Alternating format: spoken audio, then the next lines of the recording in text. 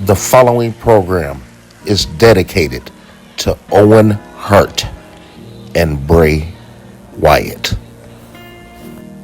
May they continue to rest.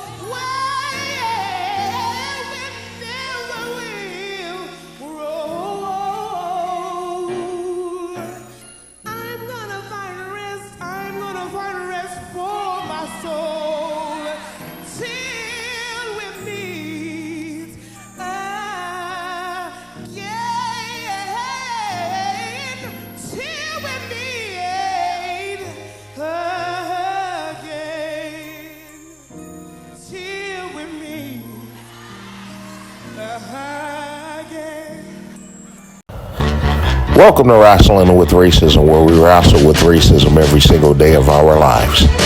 If you are an American Negro and you are not subscribed to Rasslin with Racism, check out the other content.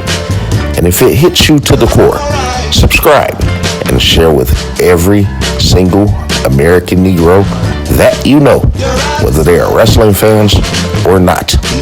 You may also find Rasslin with Racism on YouTube, TikTok, Facebook, Instagram, Fanbase, Spotify, and at NonCrackers.al on Twitter X, where you can find more white truths. Also, if you're an American Negro and an American Negro only, please feel free to leave your comments below, letting us know how you feel about tonight's program and Rasslin with Racism overall. On this week's edition of Rasslin with Racism, we return in full form as we cover live WWE NXT Battleground, AEW Double or Nothing, and review WWE Saturday night main event as to where there was one American Negro wrestling on the entire program, resulting in a loss. This is becoming a trend, a dangerous trend within the WWE. And it appears when we look at NXT that it's only getting worse. As they say, the further you look, the less you see. That will be explained in this week's edition of Rasslin with Racism. We will also go over the previous week's events as we do an American Negro update on WWE Raw, WWE NXT, AEW Dynamite, and WWE SmackDown. Who were the most successful American Negroes across all brands? We will find out. In the meantime, it's getting hot out here, and white folk feel like their backs are up against the wall. And when white folk feel like their backs are up against the wall, they become vindictive and they become violent. With that being said, American Negroes, protect yourself as an individual and protect one another as family, as our ancestor, Frankie Beverly, stated plainly. We are one, that's right from the very start. On the down in your heart, and that's the way it is, that's the way it is, that's the way it is, alright. Yeah, Brother Sig on the keyboards, y'all. Never mind, come to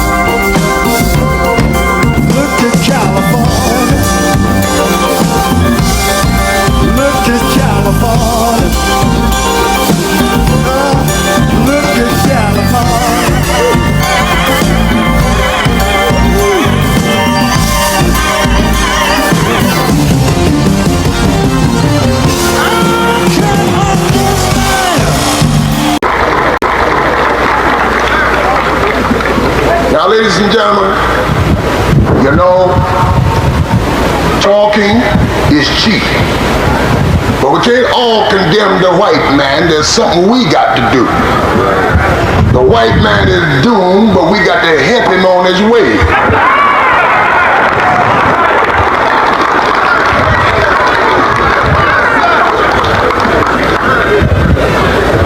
And I don't mean in the jest of hate. I mean according to the plan of divine providence. He that has been up a long time must come down. He that's been down a long time must rise. If you are an American Negro and an American Negro only, subscribe to Rasslin with Racism on YouTube, TikTok, TikTok, Facebook, Instagram, fanpage, Spotify, and Crackers That Out on Twitter X. Find more white truths. She is shown up pretty, and her skirt is short. Lord knows the legs are steady. And to walk to school, she's got to get up early. Her clothes on, but they are never ever dirty. They're living just enough. That's enough for the city. Her brother is smart. He's got more sense than many. His patience is long, but soon he won't have any. 'Cause to find a job is like a haystack needle. Was where he lives, they don't use colored people. They're living just enough for the city.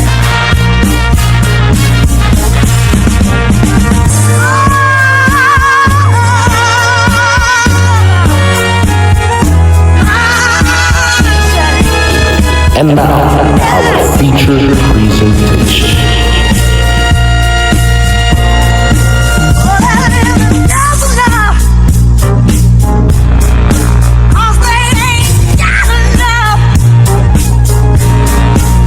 Welcome to Rasslin with Racism, where we wrestle with racism every single day of our lives. If you are an American Negro and you are not subscribed to Rasslin with Racism, check out the other content. And if it hits you to the core, subscribe and share with every single American Negro that you know, whether they're wrestling fans or not. You may also find Rasslin with Racism on YouTube, TikTok, Facebook, Instagram, Fanbase, Spotify, and at Non-Crackers That Out on Twitter X, where you can find more white truths. You like how I did that, Mike, didn't you? Yeah. I'm joined by my co-host, Deportation 2025. What's up? Getting ready to knock out these dishes. I knew you was. You know what? When you said you was cooking, I asked, "Was you gonna say that on the show?" You said no, and you went on to the next step. I knew it. Make sure you get the crevices, the crevices in the corners of that fucking pan now. I'm also joined by my co-host, the owner of a stolen gun. What's up? Just watching Princess Bride. Oh, okay. That's cute. That's that one with Andre the Giant and shit, right? Yeah, you know it. Oh, okay. What made you choose that on this Sunday? Just good movie. I like the sword fight. Yeah, I never been into that, natural type of white shit. So, but hey, Andre the Giant is not a natural white. He's a Frenchman, right? I think that's about as natural as it get. He 2 steps away from a whole Neanderthal. Oh my, just nasty. Well, speaking of dead people, Owen Hart birthday was the other day. And I'm sorry, Bray Wyatt birthday was the other day. And Owen Hart, it just coincided with Owen Hart, silver anniversary of his death. So we are going to talk about them in between this program, as a lot of people may not recognize it. But American Negroes are actually fans of Owen Hart. Why did I say that? We're going to translate that with the Owen Hart tournament. The Owen Hart tournament ends tonight, Mike, right? Yep. And it's going to close out the show where you're going to have Hangman versus Will Ospreay in the main event. Get the fuck out of here. So you mean to tell me So we already starting off on the racial level right here. I'm sitting up here about to give Tony Khan credit on something. And I'm sitting up here thinking that, hey, for the first time, we about to see more than one American Negro in their main event, and they can't make it happen. Where does Sadly, that no. where does that correlate with WWE Saturday Night Main Event? We're going to discuss that as well, as WWE Saturday Night Main Event was last night. Also, something else unique. We're going to be viewing AEW Double or Nothing, but we're also going to be viewing NXT Battleground live as that is going on as well. Is this the first time that WWE and NXT put a premium live event or pay-per-view against each other? First, not that I know of. This might be the first time, I as feel far like as I know. they didn't do something like this back in 2015 with NXT, right? I feel like. I don't know. I don't know. That's why I asked y'all. You know what I'm saying? I really feel like they did something like that with Black and Gold. I don't really remember. I don't. Okay, so this is the first time, and there's no way of tracking this. You know, white folk love to talk about the ratings and shit, but there's no way of tracking this for real. You know, anybody could go, switch back and forth to Peacock or, stay up late and watch one or the other and shit like that. You know, white folk, they focus on the wrong shit. You know what I'm saying? So we're not gonna get off into that. The fact that there's competition and shit. I'm just waiting for the night to be over because I don't care about either card either way. Mike, how do you feel about AEW Double or Nothing? I know you're an AEW fan. Card looks good to me. Looks all right. Okay, so leading to their biggest program of the year, you say that it looks all right. I wonder, when I hear it looks all right, that's medium to me. What is your ranking on that's all right? If you understand the All right question. I would say 6 out of 10. Okay. That's just your Um, projection. That's you project the show. By the end of the night, we're gonna have a 6 out of 10 show. see, because he said, it's all right. Now, if he had just said it's all right, then it would have been a 5. But since he added that to it, it's a 6. So y'all got to pay attention to Mike. I be knowing what the fuck he be talking about. Um, what you say, owner? You said that whatever pay-per-view that Tony Khan puts on paper, that's what the result comes out to be generally. Pretty much. Tony Khan got a funny booking style. It almost looked like he playing GM mode in a wrestling game. You know, you're not the first person that said that, and you're not the first person that said that, and it wasn't you that said it before because it was years ago that I heard that shit, and he does. But it's funny because I want to talk about this later too. He books for the fans. Vince McMahon didn't give a fuck about, whether you liked his shit or not. He was going to put it out there. And if it worked or if it didn't, or if he made it work over time, or you look back or whatever the fuck the situation is, he did what you wasn't going to dictate where his show was going to go. Just like motherfuckers not going to dictate where wrestling with racism go. But that's all good. We're going to work all that out in due time. In the meantime,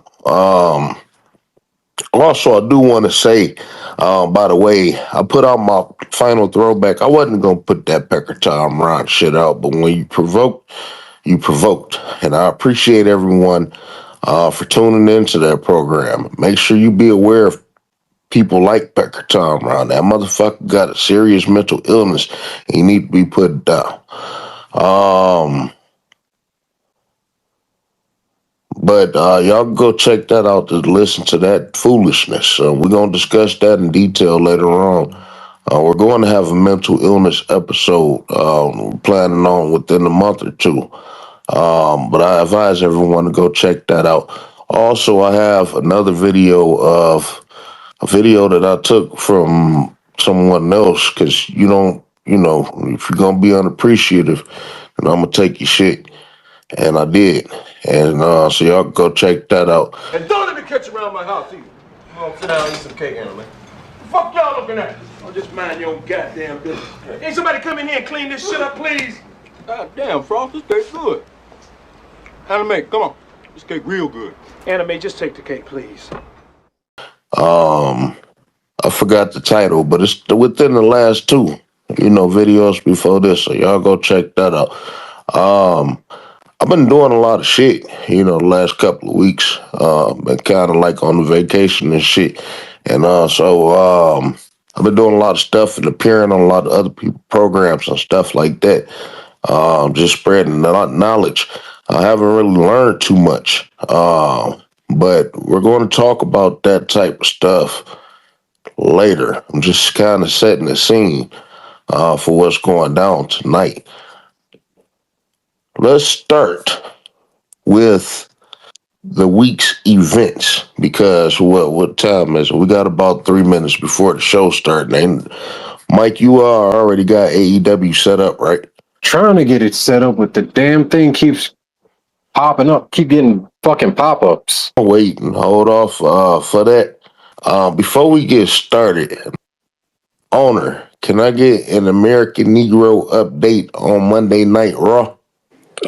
For this week, damn, I'm gonna have to get back to you on that, bro. But there were no Negroes on Monday Night Raw? That's the Negro report from Monday Night Raw. Okay, was that supposed to be some type of joke? What you tried to do? There are no Negroes on this week's edition of Monday Night Raw at all. I mean, it was, yeah. It was no New Day? What are they doing with the New Day? Nah. The tag team division is dead. There is no tag team division. I need you to stop. And, this go along with the Pecker Tom Ryan episode that I just had. The major problem that a lot of people have is deflection. I asked a specific question. What are they doing with the New Day? They're doing nothing. They're doing, they're keeping them on the shelf. They don't have any plans for these guys. So they're not even doing nothing backstage no more on Raw. Oh, no. They didn't even show up to work this week. So they didn't have no backstage skits on Raw this week? No. No pre-tape, no nothing, right? No mention of the tag team titles. I don't even think was there a tag team match on Raw this week? See, this is beyond the tag team division problem. And I'm going to tell y'all why it's beyond the tag team division problem. You can't sit up here and tell me that it ain't racism. They weren't doing shit with New Day before this. They didn't do shit with the New Day after this. But you can't sit up here and tell me that it's a tag team division problem when Finn Balor and JD McDonough was tag team champions, and they were still on pay-per-views every month doing something, whether it was singles-wise or doing something with the Judgment Day that didn't have nothing to do with the tag team titles. So, yes, that's true that they're not putting no effort behind the tag team titles, but they are putting effort behind the white motherfuckers that hold those tag team titles to the point to where Finn Balor, I believe, got intercontinental title matches, world title matches, and all types of shit while he was tag team champion. And motherfucking the New Day still can't do nothing. As singles competitors, tag team competitors, backstage competitors, nothing. Yeah, they had a match Monday. Besides being Finn Balor's friend, and that's the thing. Like Finn Balor and Becky can bring people in, like is their road dogs. Like Lyra Valkyria is Becky Lynch put on. But we don't see Negro talents getting those opportunities to bring their friends up from the indies. It's not even.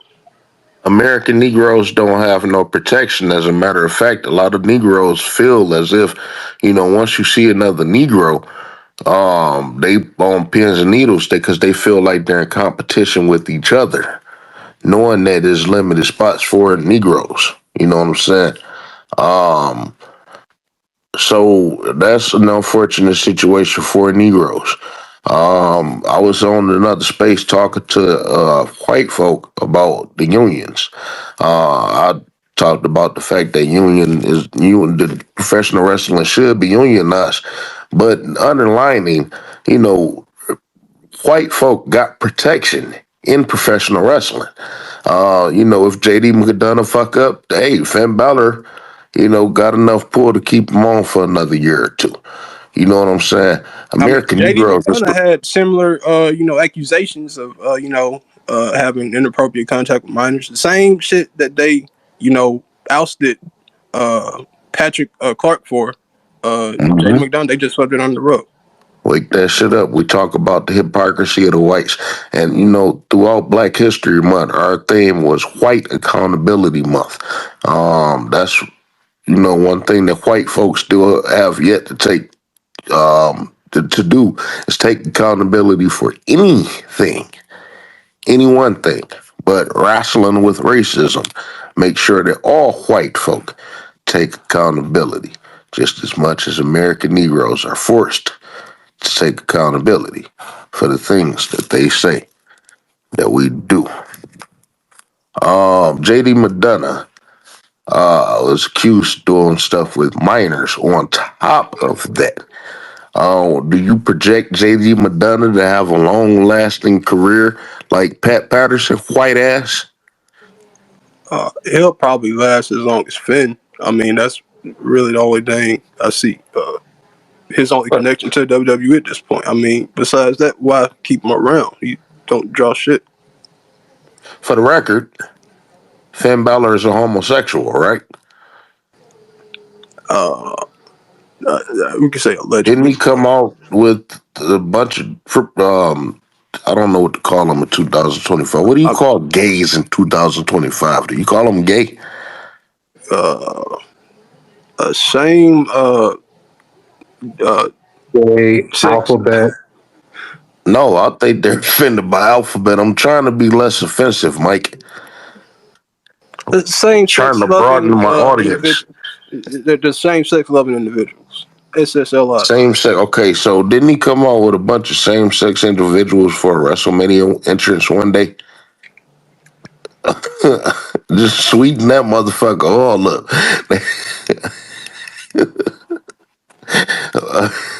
Oh, okay. Look, this is not a good start with me trying to change certain parts of the image of wrestling with racism. You have to excuse me, as this is a work in progress. But we do. If anyone has suggestions as to what do we call same-sex people, let us know in the comments below. Don't attack us, because you will get attacked back. No American Negroes on Raw. Every week we could talk about, well, it used to be the point to where every week we could say the New Day. But that's not happening. Every once in a while we could say Naomi. Every once in a while we could say Bianca. But then you realize that they weren't on Raw. They only were there because they had the tag team titles. It still make me question, why did Bianca Belair and Naomi qualify for the Raw Elimination Chamber match? It was solely just to get Bianca to lose in the match in which she didn't belong in. We'll discuss that later on, as we talk about Bianca. Wow, that was a hell of an update for Monday Night Raw. Let's move on to NXT. Owner, do you have an American Negro update on NXT? It's a little better, not much. Javon lost in a triple threat. Trick Williams had a rap diss for Joe Hendry. Ended up getting smashed with a guitar. Yeah, they've been, Trick Williams been getting bitched out all year long. I mean, every week, right? Yeah. Besides that, that guy from LFG, I'm trying to remember. It's in my notes. Jason Jackson or some shit like that. Troy, He mixed Jasper with Troy, White. Jasper Troy. He Yeah. came up from LFG. He takes out Obafemi. Mike, do me a favor and check his ethnicity, please. I mean, bro, look pretty. That cool? I don't care how He he. don't strike Listen, me. He don't give me I'm those talking about vibes. owner. You work with me. You know what I'm saying? That cool. Huh? He on Linux or who? What's his name? Jasper Jasper Troy. Jones? Jasper Troy. Jasper Troy? Yeah. Can you check his direct Oh, ethnicity, please? yeah. Let me see. Owner, we work side by side, and I'm talking to everybody. I'm talking to the audience and everybody. We work side by side. And for you to sit here and tell me some shit like that, that's crazy. You got a pretty Because American, Antoine Frazier. That's his real when name. did you find out about Byron Sexton? Shit. What did? It was way after he was Oh, hired. you It was are, huh? it It was was well way after he after, was here. right? When did you It was find well out after. about Bobby Lashley? Yeah, it was damn When did you find out that shit about when he Jay in his Cargill? decade he was really popping. He When did you came find out. out about Jay Cargill? When That you was find out those about early D's. Maxwell? Yeah, your whole goddamn life is a lie, ain't it? Yeah, that shit When done. you find out about motherfucking MVP? This motherfucker Lucian Price on NXT we're about to talk about in a second. He got a whole funny Nigerian name that I can't even pronounce. I think he's Nigerian. When did you find out about Jakar Jackson? Okay, so I see where you're going, but this guy Jasper No, Troy, he work Texas. side by side. So I don't care if they from Texas. I don't care if they from Virginia. I don't care if they from the Carolinas. Bobby Lashley came up in the Carolinas. But again, you talking about people who families was probably in the military and all that stuff. So until we know 100% if they got an inkling or something, your ass is in question. Mike, have you checked his ethnicity? You about to show me his white mama, ain't you? They eating a hot dog and she fat. Damn, what do you call fat people now? You can't say that on YouTube. I don't know. I'm trying to be more appealing to the audience, that may like the material, but just to, I offend them. I don't want to offend them. Pleasantly plump, big boned. You could never go wrong with a big boned person. Big bone. Mike, you check that out on her. I can't really find anything about his Cause they gonna lineage. hide that. He is Yeah, still fairly new. Normally, when fairly new people, I type in such and such, then ask for their parents and shit. You know what I'm saying? What is he? NIL kid? I had to check. I checked I checked Elijah Holyfield. Hell yeah, I checked this motherfucking mama. The case, that motherfucker could be a whole goddamn Hispanic. Let's get ready to move on. So let's talk about Javon Evans. We're gonna get back on Trick Williams in a second. Before I do, it's my first time seeing you up here. If you're an American Negro, if you got something you want to say, you're more than welcome to join. IGC Clothing, what's up?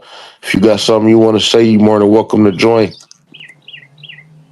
Let's get back on.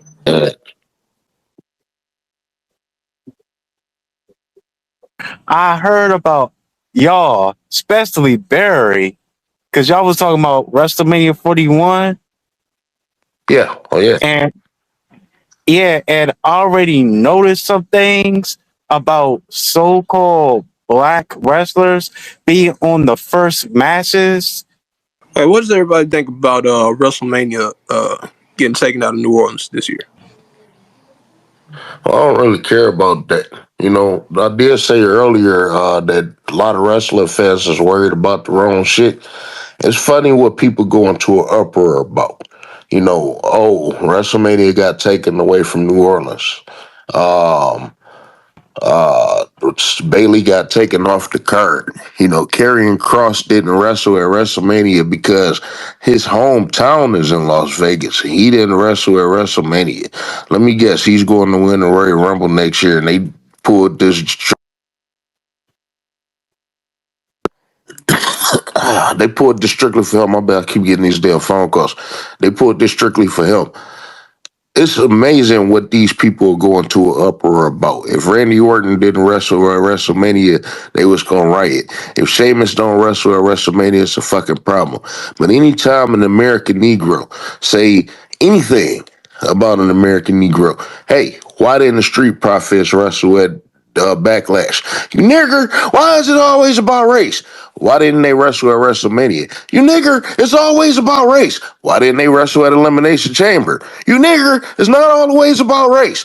Why didn't they wrestle at the Royal Rumble? You nigger, it's always about race. They had 3 Saturday nights main events. Why didn't they wrestle at none of the Saturday nights main events?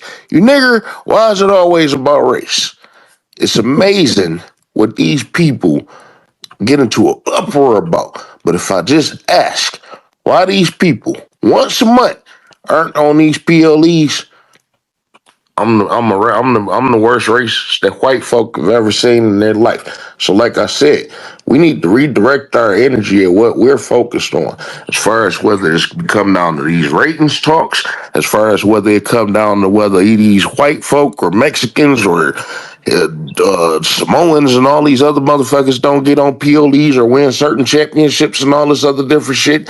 Ticket prices, this, that, and the other. We need to refocus our energy on what the real problem is as to why wrestling is ass. And it's because of the lack of usage for American Negroes. Talk girl, I didn't mean to go that long. Did you want to add on to that? Yeah, I like to add on this, right? Like for instance, right, they had the match at the last minute with New Day versus Eric and Ifall, and they won the tag team titles for like the 12th time, breaking Harlem Heat record. They didn't even bring that up. Yeah, I had talk about this on air with my buddies about this. Like, whoa! So they the first so-called black tag team that won the WWE Tag Team Championship more than 2 times. The primetime players didn't do it. The Street Profits won the tag team titles like 2 times. And Kofi and R-Truth won the tag team titles together just that one time. Men on the Mission, Rocky Johnson and Tony Atlas, the tag team titles that they won was one time. It never been like, well, except for the Street Profits, like 3 to 12. But the New Day did it. Oh, I know why they did it, because they were shucking and jiving, in a real You know way. what? It's amazing when all these other legends, achieve every time that they achieve something, they make it a big deal. Yeah, Even if oh, it, it's a if freaking the, big deal. Sorry to interrupt. no problem. But if the Miz was to win the Intercontinental title for the 10th time, oh my God, it's the biggest celebration. And I didn't even know I didn't even know that the New Day just outdid the Harlem Heat. And WWE is Yeah, addicted to creating their moments and breaking their records. So that's what this is further proof that once again Triple H acknowledges what the mind y'all. I've been saying this lately. Triple H acknowledged what the problem was. He said in October, he acknowledged the fact that American Negroes are, questioning what the fuck is going on. And he acknowledged us by saying that he don't see color. yeah, he And don't. That cracker ever don't since see the color, man, but held us back. Like, ever since then it's gotten a lot worse. But the thing is, like owner said that the WWE is big on creating moments. And you got not just tag teams out doing another tag team. You got American Negro tag teams I'm sorry. because Big E and them not an American Negroes. You got a black tag team outdoing another black tag team. And you already recognize that this is a big problem. You know what I'm saying? Yeah, You could a at big least put a problem. spotlight on that, and you absolutely blatantly didn't do it. So that Triple H know what the problem is, and like I said, we're gonna talk about Saturday night main event. Triple H made it worse yesterday. Yeah. With that R-Truth shit. R-Truth, oh my God. He was using all of John Cena's moves. Well, I got whole nother thing on that. When we get to Saturday night main event, I'm gonna talk about that match in detail. Okay. Let's finish up real quick with NXT. Okay, so real quick, because you had another shocking and jiving Ashante Adonis, right? Coming out there doing, a terrible act, and kissing a white woman on the Yeah. way to the ring, right? Uh-huh. Yeah, Yeah. man. Mendigo Should have punched her dead Sanchez. in her shit. This is wrestling. Natalia pushed the woman down. Y'all want to shake some shit up? Have that motherfucker come out there and punch that white bitch dead in her lip instead of kissing her and shit. They don't want to shake it up like that. But then again, Javon Nevis came out there and they had a triple threat match with a white man. Owner, who was that white man again? Oh, they brought that guy from Evolve. Oh, which Man, makes that, it that was even worse. that was a crucial detail I should have led with. Yeah, they brought him up to Evolve to win. And Ashante Adonis is supposed to be a veteran. Yeah, supposed to be right, and who's still learning, who's still developing, and they developing them right now. They developing that character. But real quick, before we finish up with that, I did ask about Trick Williams not having any successes in 2025. As a matter of fact, I didn't say that he didn't have any successes.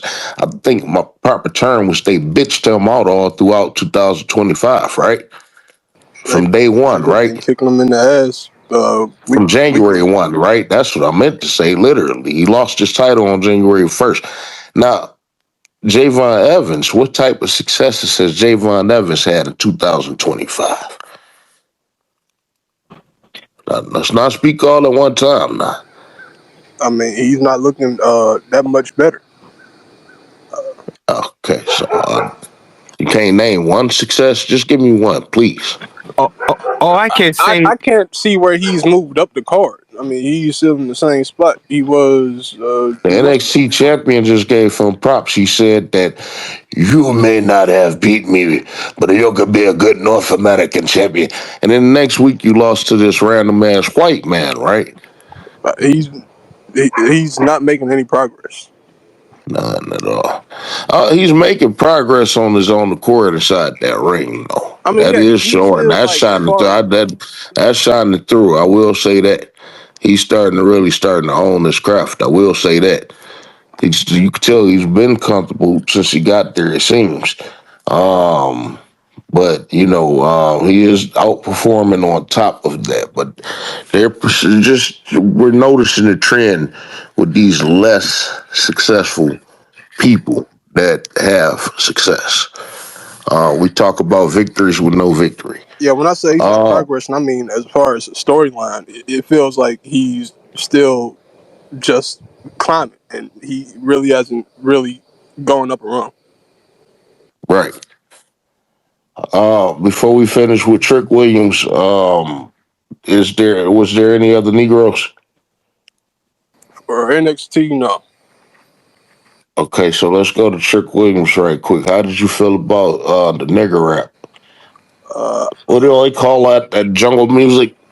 I think I, didn't he already have a rap? Doesn't he have a music video out? I, I don't know. what the fuck do they call it? I was touching my balls. What did he say? They shouldn't be flooding professional wrestling with that type of filth. You know? How did you feel about the performance? I saw the Them white folk reviews. got behind that shit, didn't Yeah, they? They were vibing with it. It felt like that scene from Sorry to Bother You. You think that the white folk? You think that the white folk felt like they was at the cookout? Oh, they felt like they wanted to say it. Oh man, Trick, please let us say it. You know he gonna slip and say the shit. I'm surprised he ain't had Jada Parker and Lash Legend come out on his arm. You know what I'm saying? Um, okay, so he came out there and did this little hippity hip hop thing. And then you got the good old boy from the UK that came out there. What'd he do? Some country music and shit. How was Joe Hendry? Good old Joe That's the Hendry. thing. It's like they're like dueling pop stars. Like Trick is Joe Hendry is a music talent. Trick is gonna come back with his music talent. When are they gonna Why do wrestle? you believe that the WWE tried to go? I think Trick getting a match tonight, right? Why do you think the WWE is going the culture route? It's trying to stir up some shit, especially with this thing everybody knows going on with Beyonce and I stuff. mean, wait, Why do you think that they go on this culture route, knowing there's a lot of racial you waking tension? it up. It definitely is a culture clash, and it started when they had their first encounter. You know, Joe Hendry and He came out insinuated there that with that white savior, wasn't he? If you going to the first encounter, are we about to go to the first encounter, or you about to go to the first encounter that you know? the first encounter Which I way saw we're them going with have, this? when Trick first got thrown out of the ring, Joe Hendry, it started, Joe Hendry was on that whole, For the record, Trick is, the first encounter was Trick Williams was saved by Joe Hendry. As a matter of fact, he was saved by him after he lost the NXT championship. Coincidentally, Trick didn't turn into a little bitch the first time. okay, that's what That's slipped in my mind. So, yeah, so Yeah, Joe Hendry came in. they literally portraying them as a bitch. They got people like Booker T and all them openly calling them out. Like he don't have no allies. Like y'all don't understand that this motherfucker got whipped by a white man, and y'all sitting up here not understanding why he upset like this. He lost his championship. He done got whipped 3 times on TV during Black History Month. How many weeks is And he Black lost History that Month? strap match. And Joe Hendry, Huh? being the cracker he is, Trick is just being petulant and angry for no reason. Yeah. Oh, no, to everybody. He's being angry for no reason. He's an angry Negro.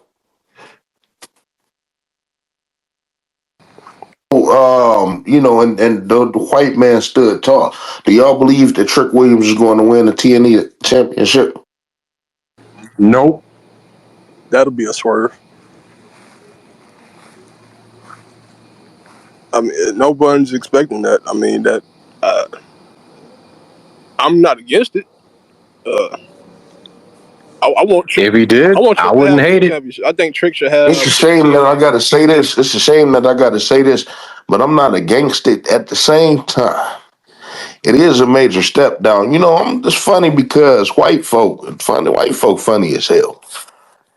And all this time that I sit up here and ask for American Negroes to have success in the WWE, Raw, SmackDown, pay-per-views, AEW, Dynamite, Collision, pay-per-views. I sit up here and ask for these successes. If white folk want to reach all the way, they used to all want to reach all the way down to NXT. They want to reach all the way down to Rampage. They want to reach all the way down to Ring of Honor. They want to reach all the way down to Evo. I'm sorry, let me stop because I'm moving too fast. They want to reach all the way down to these other promotions. Oh, Athena is the best women's champion of all time. Athena, this is the record, held the women's title. She held a title longer than anybody in Ring of Honor history. None of her stuff was seen on AEW television. Mark Briscoe got a match tonight, don't he, Mike? Yep. Stretcher match with Ricochet. Stretcher match. Against the hottest talent on television right now, right? One of them, right? Yep. Okay. All right.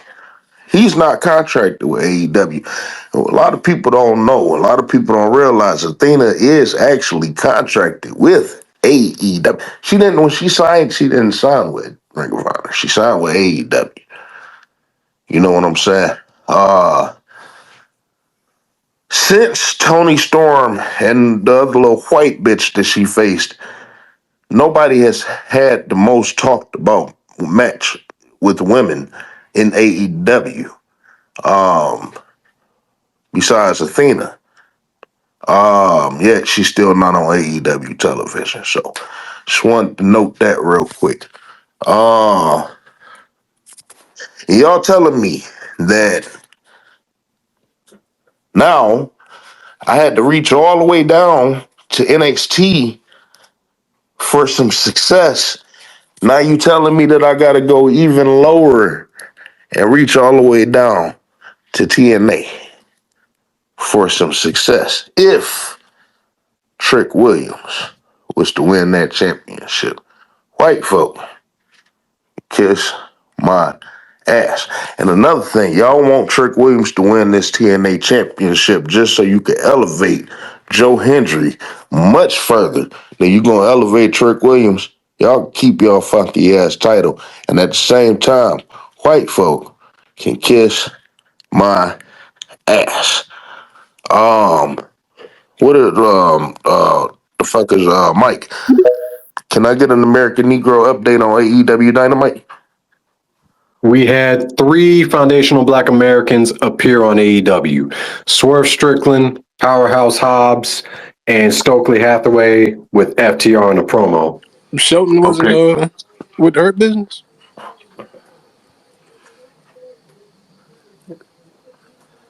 Pretty sure he was. So there's 4. And this is starting to become a trend. They're starting to utilize more color with Bobby Lashley and the Hurt Business and stuff. We're going to talk about them in detail. We do got to kind of speed through this as we do got 2 pay-per-views going on right now. Before I start that, Mike, did you begin AEW Double or Nothing? Did that start for you yet?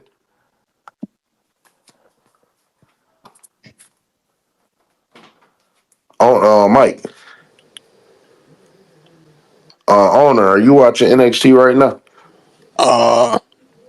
Right now I'm watching Knicks and Pacers. Okay, so you know we do got a job to do, right? Let me see if I can get it pulled up. Tall girl expert, what do I call you? Call me Goten, because I was in your Okay. chat earlier Yeah, you know, on YouTube. okay.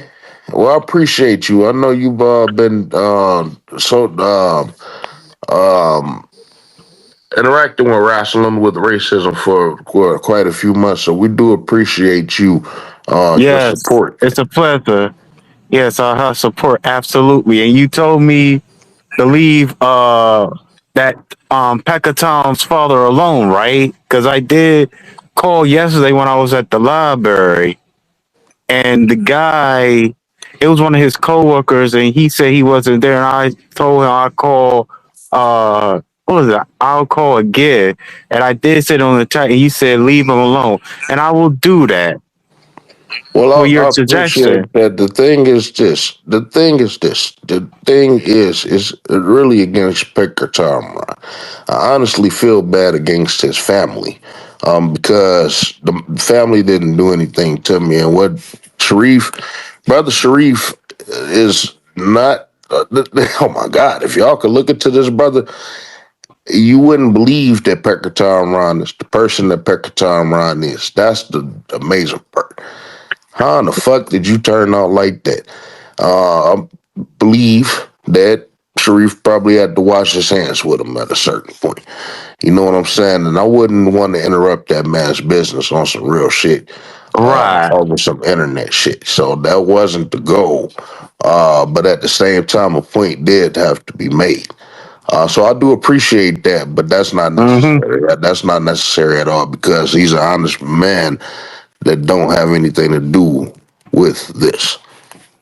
However, if you are in the Baltimore area, I do advise for you to go to Sharif's Grill and support that business. Also, if you do happen to run into Sharif, tell him something that he probably already know, that his son is a bitch. Wow. I mean, I'm from the DMV area. I've been to Baltimore a couple of times. All I gotta do is go to 295 Okay. to Baltimore. All I gotta do is take the 495, the Capitol Beltway. What area are you in? I'm in, let's say I'm in Washington, D.C. Is that you're in a predominantly Negro area? Yes, Do because you Prince feel George's like County is dominantly Negro, but the first runner up are the Spaniards. so I was asking, do you feel as if that area is getting more gentrified? Yeah, that's what it looks like. I know a lot of people in the DMV is kind of concerned about that. I'm gonna edit this part out right quick. I usually don't like to get people personal stuff out there because this is going for YouTube, but I just kind of wanted to note that real quick. And we could discuss that later on as well. Um, so Mike, is you there? Yeah, I'm still here. Okay, what's going on? Did you get the pay-per-view together? Yeah, right now we got Daniel Garcia and Nigel McGuinness against FTR. Okay, so I want to talk about them. At the same time, they got a lot of white folk out here on battleground. So I don't know what's going on. Just a lot of white folk in yellow shirts and shit. So if y'all know something with that, let me know. Honor, if you got NXT on, let me know. Me and Honor could take care of NXT, and I'll switch over to AEW when the black people come on. Okay, Honor. So real quick, Mike, do you know what happened in the first match in AEW? Yeah, yeah. Mercedes Moné beat Jamie Hayter. So she won the Owen Hart tournament. Yep, she won the Women's Owen Hart Cup. You know, what is up with this Tony Khan and what is this deal that they got going on? I mean, because do you feel, as an AEW fan, do you feel as if Mercedes Moné elevated the women's division? No. Do you feel as if Mercedes Moné elevated herself? Yeah. What I mean by that is when you go back and look at history, are you going to care or give a fuck about what Mercedes done? Not really. So she hasn't elevated herself. She elevated herself on paper. Another victory with no victory. And it's a shame. Because you got Don't want to women. see that belt collector bullshit. I really don't.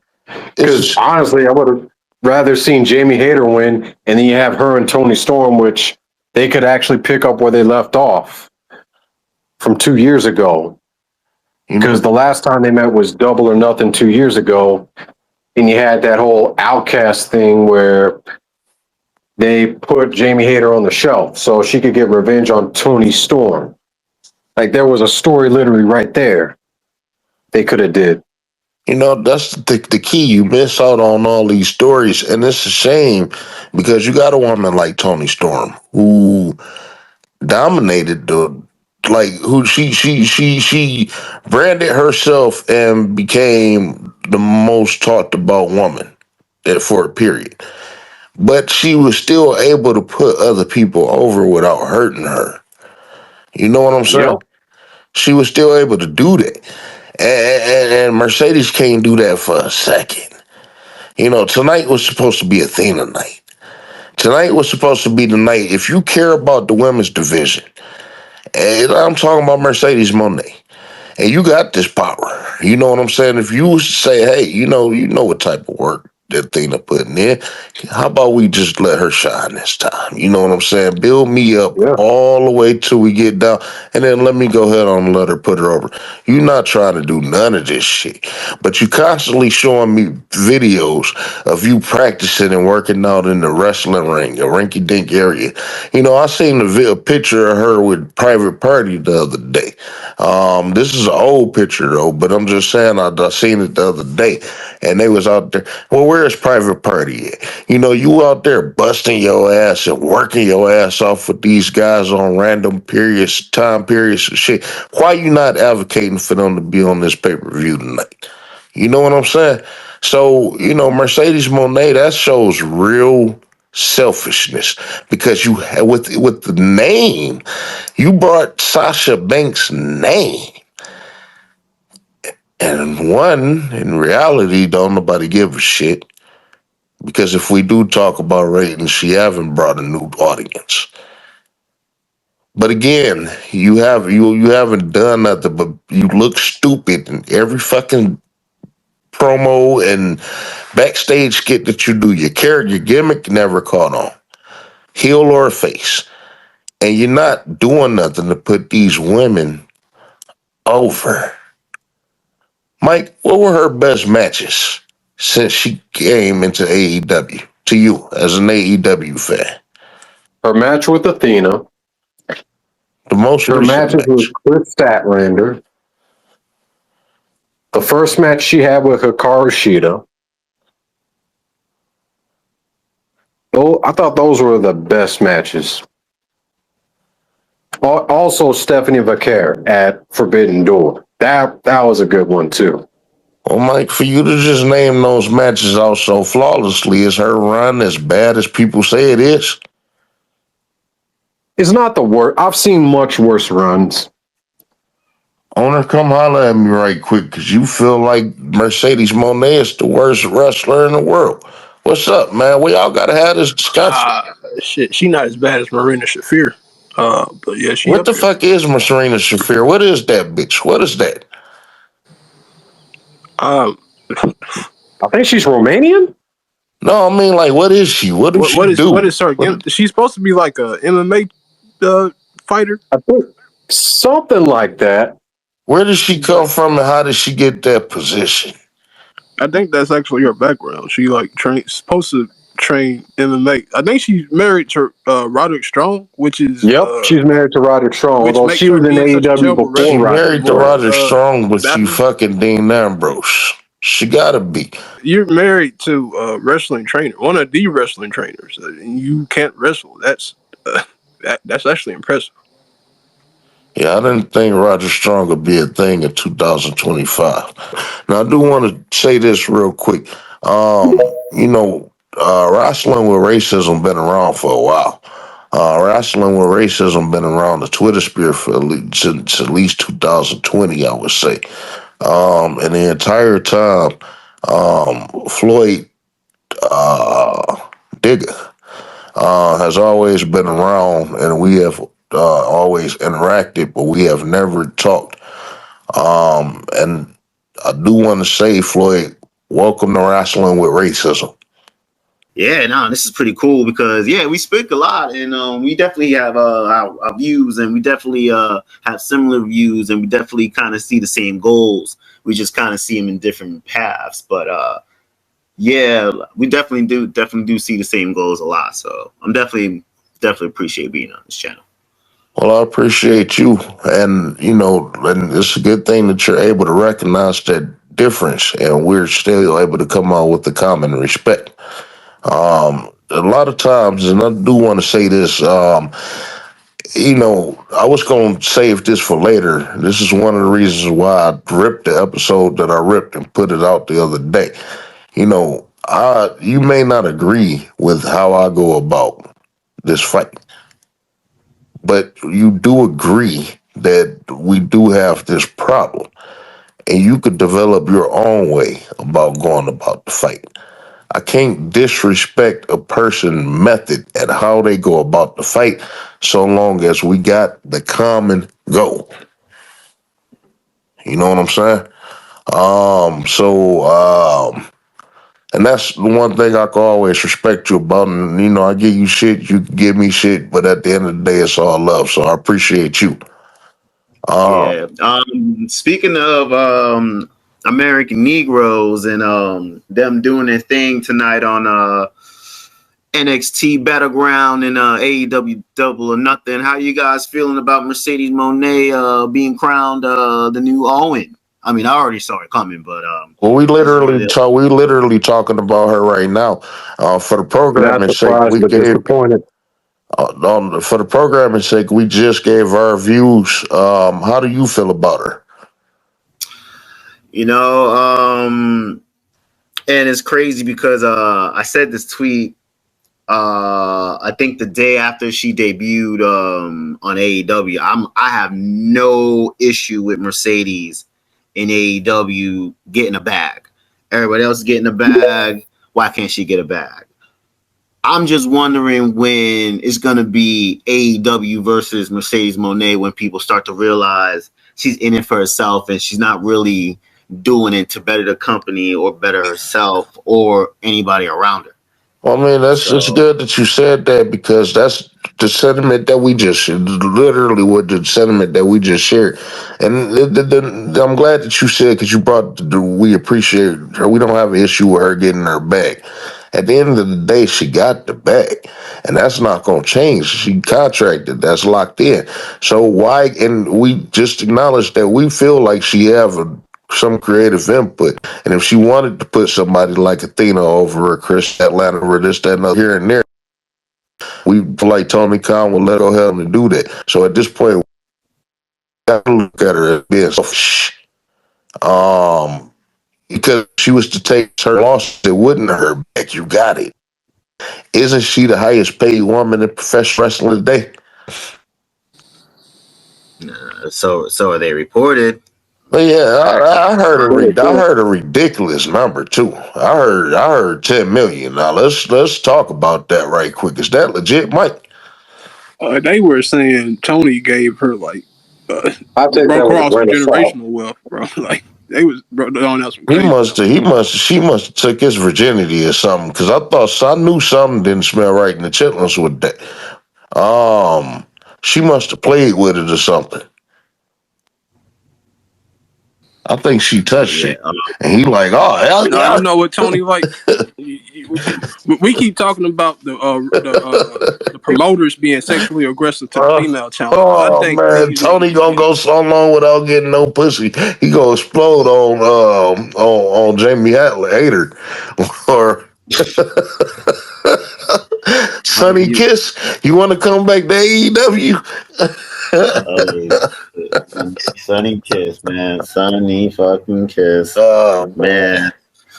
Shoot, as soon as they found out he was gay and queer, man, they silently pushed him out of the freaking. Well, no, they knew they knew that from the beginning. But you know, I want to go back to what you said real quick. I just want to say this because you know, I was going back listening to some of the older stuff, and I noted recently that most of the gay people in AEW are melanated.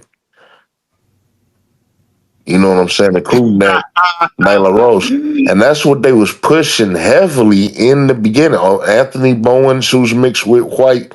Anthony Bowen, Sonny Kiss, that Nyla Rose, who's mixed with Native American.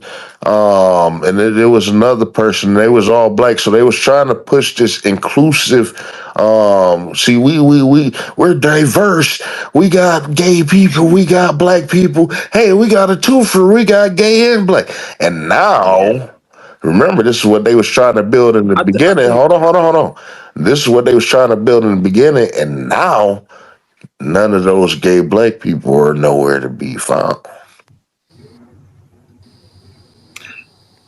And you know how you just said twofer? I'm going to pause it right here because I know that some people have heard the term twofer on the program Rasslin with Racism before. Wondering, what the hell does twofer mean? We're going to take a closer look. At the same time, we are going to take a look at some tactics of white supremacists. Fair use for the following video as it is used for educational purposes. And educational purposes. Oh, hey, it's Joey, right? Right. And you're Andy. And you're, Jimbo. Jim. Andrew. So, you and my brother gonna make a lot of money together, huh? Yep. You know, I'm gonna talk to Rock about hiring family. I like to see people take care of their own. I know that's something you people believe in. Hey, how you doing, Jim? Hey, Rock just brought by the contract for you to sign. Good. Well, we'll leave you two to talk business. Right. My son's taking me to see Malcolm X. You know, the movie about the African American who awakened the country to the insidious nature of racism. Yeah, I really enjoyed that movie. But you know who would have made the quintessential Malcolm?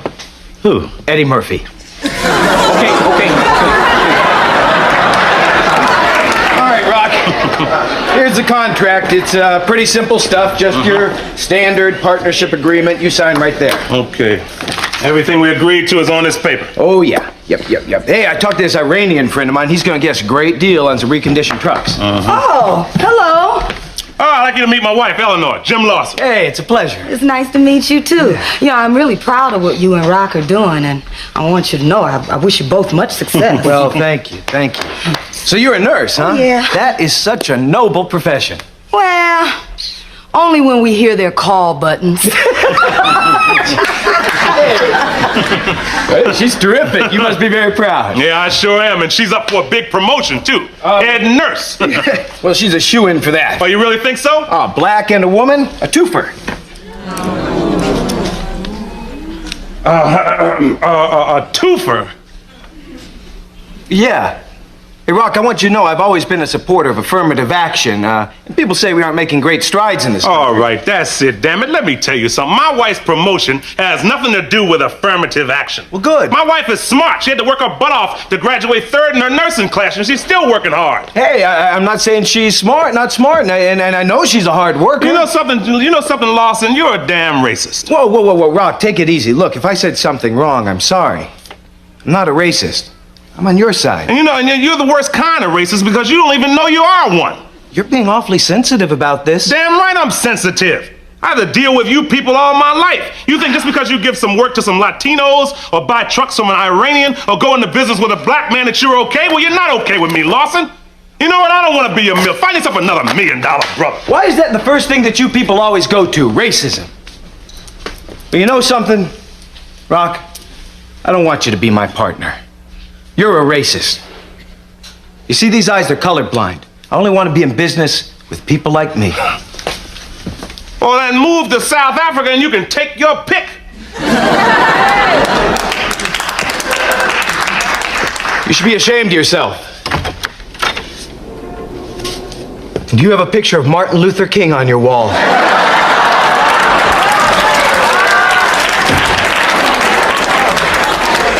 I don't remember seeing one gay white man in the whole time I've been watching. Bones was actually on Dynamite. Not that I can recall. Who? No, I haven't seen like one openly gay white. Well, yeah, it's good to share openly because all of them motherfuckers probably doing it. But I had to throw that openly in because we know the motherfuckers going backstage. yeah, especially Tony Khan.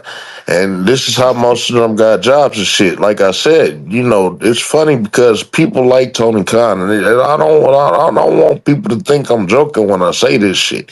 White supremacists, you don't find out about their crimes until 30, 40, 50, 60 years in. And all this time that we've been sitting up here talking about Tony Khan as a creep, and if you find out 20 years from now, you're going to say, oh, we always knew that. We always knew that. No, do something about this shit right now. Yeah, that's funny. You mentioned all those gay wrestlers. Remember that one gay Mexican wrestler from SoCal that had a domestic violence problem? And they was trying to push him like real hard because he got cut from NXT after that match he had. I think I know you're talking about. It was like a body cam video that came out, some more shit. The more y'all saying this shit is starting to sound familiar. Can somebody look that up real quick. It's starting to sound familiar. What about him? I know that Yeah, because I can remember the body cam footage. He was like talking about the cops was like walking up on him, and he a big guy. And, the cops was apprehensive walking up on him. Big wrestler dude, beating up his yeah. boyfriend and shit. Oh man, you know what? And you know what? I don't even care no more. I don't. No, because I was on that other space and I was talking about white folk being trifling. And there was a video I seen of a white man smelling the Negro shoes, gave him $100 and he was shaking and shit. And I just went to go try to find the video on Twitter and I typed in white man smelling shoes and it's a whole fetish thing. I'm like, oh shit, I'm looking for one goddamn video and it's a whole goddamn collage of the shit. I'm like, no, I'm good. Some shit you just don't even need to just know. Got a fascination with feet. Him and Tony Atlas. We're gonna let this go. Speaking of Tony Ellis, Tony D'Angelo is coming up. Owner, how has Tony D'Angelo been since winning that North American title against Obafemi? I remember that match being real good. I haven't seen his progression since. How do you? I remember watching a lot of Tony D'Angelo ascension into the NXT main event. I ain't really been keeping up with him since he beat Obafemi that second time. But they still utilizing them on pay-per-views and shit. That's my point. Yeah. So they probably been doing good. The reason why we say this, there's a lot of, we don't watch wrestling. We don't watch wrestling. We just, report the American Negroes. But we do have some good whites. Owner, it's funny. Everybody call us racist and shit. We give white accountability, but people don't notice that we credit our favorite people. I'm not even mad about Tony D'Angelo beating Obafemi either time. Wasn't mad. That was it made sense. Yeah, it took his whole fam. It took his whole entire. Tony D'Angelo is actually one of the 2 or 3 best talents in NXT. I'll say that. Now look, now we at the point to where you got Italians facing each other in the WWE. This shit is just becoming too damn diverse. When all lives matter and no life matter. Mike, what's going on NXT right now? AEW right now. See, you got Nigel going for a Tower of London on Dax Harwood. Oh, wait a minute. They just hit the shatter machine on Nigel on the floor. Okay. Oh, yeah. And you got Stokely Hathaway getting hyped about it, marking out. Now, I do want to say this real quick. Mike, I neglected to tell you this earlier. We mentioned Stokely Hathaway out the blue, like right during WrestleMania. What's the relationship between them and FTR? Like, how did that start? He's FTR's manager because we thought they were in treating. Yeah, it was after they turned on Cole. I like how he just fucked up my build. Not only did he fuck up my build, he took my shot. That's what's up. Could he have any interactions with them years past or anything? I don't know if he would. Oh, they're getting ready to jump Tony Schiavone. Oh God. Well, that's not gonna get him any hill heat. People gonna cheer that. Actually, nah. I think they're booing. I need to get a perspective real quick while we're on Tony Schiavone. Do you guys think he's an overrated commentator? When I got older, I found a great appreciation for Tony Schiavone. Floyd, if you don't mind, how old are you? 39. All right, how long you been watching? Shit, man. I can't say all my life, but when I started watching full time when 39, probably 28 years straight. All right, so yeah, we've been watching around the same time. Did you come up in WCW?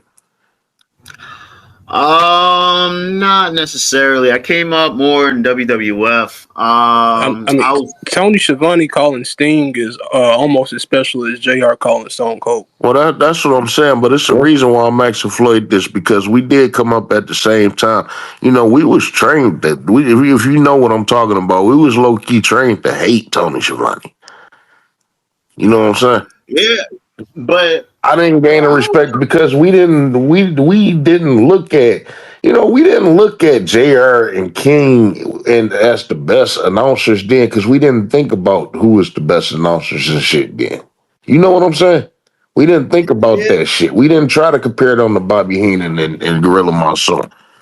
We just, we let the night roll as the night. And so we didn't like Tony Schiavone because he came off as a prudish bitch or some shit. So I didn't find Tony Schiavone value in the Tony Schiavone until I started giving a shit. Tony Schiavone is probably top 5. you think so? I think so, yeah. WCW, man, WCW was ahead of the game. They had the best of everything there, and they just couldn't put it together. But Tony Schiavone is just definitely included in that. And everything I time hear, Sting pulled up. everything you hear in WCW, you hear Tony Schiavone. Yep. When Sting would come down from the rafters and start beating up the NWO, you had Tony Schiavone. It's Sting. Now, for right now, the nostalgia is gone. It was good when he first got to AEW. Okay, bring something familiar and shit. But y'all want to drag for JR fat ass out here and shit, and he up here dying and looking like Jimmy Carter and shit. And y'all, oh man, they brought back JR. Man, they brought back JR. He's still there, man. JR been in AEW forever. He shows up every now and then for like big matches. Man, he sound horrible. Like, man, we gotta let some shit go sometimes. You know what I'm saying? We gotta let some shit go sometimes. And then white folk want to get on Booker T. We keep talking about the closeness of the shit. Like I said, we mentioned Stokely Hathaway. Boom, out the blue, he come out the blue with some white folk that didn't have no correlation before. We talk about Booker T being asleep during the Booker T and Swerve Strickland shit. Did the whole fucking video on the shit with the motherfucker sleep in the thumbnail. Now all of a sudden the nigga sleep for real at 2 different events. This is no coincidence. Rasslin with racism is on your ass. Oh, Mike, we discussed the Paul stuff.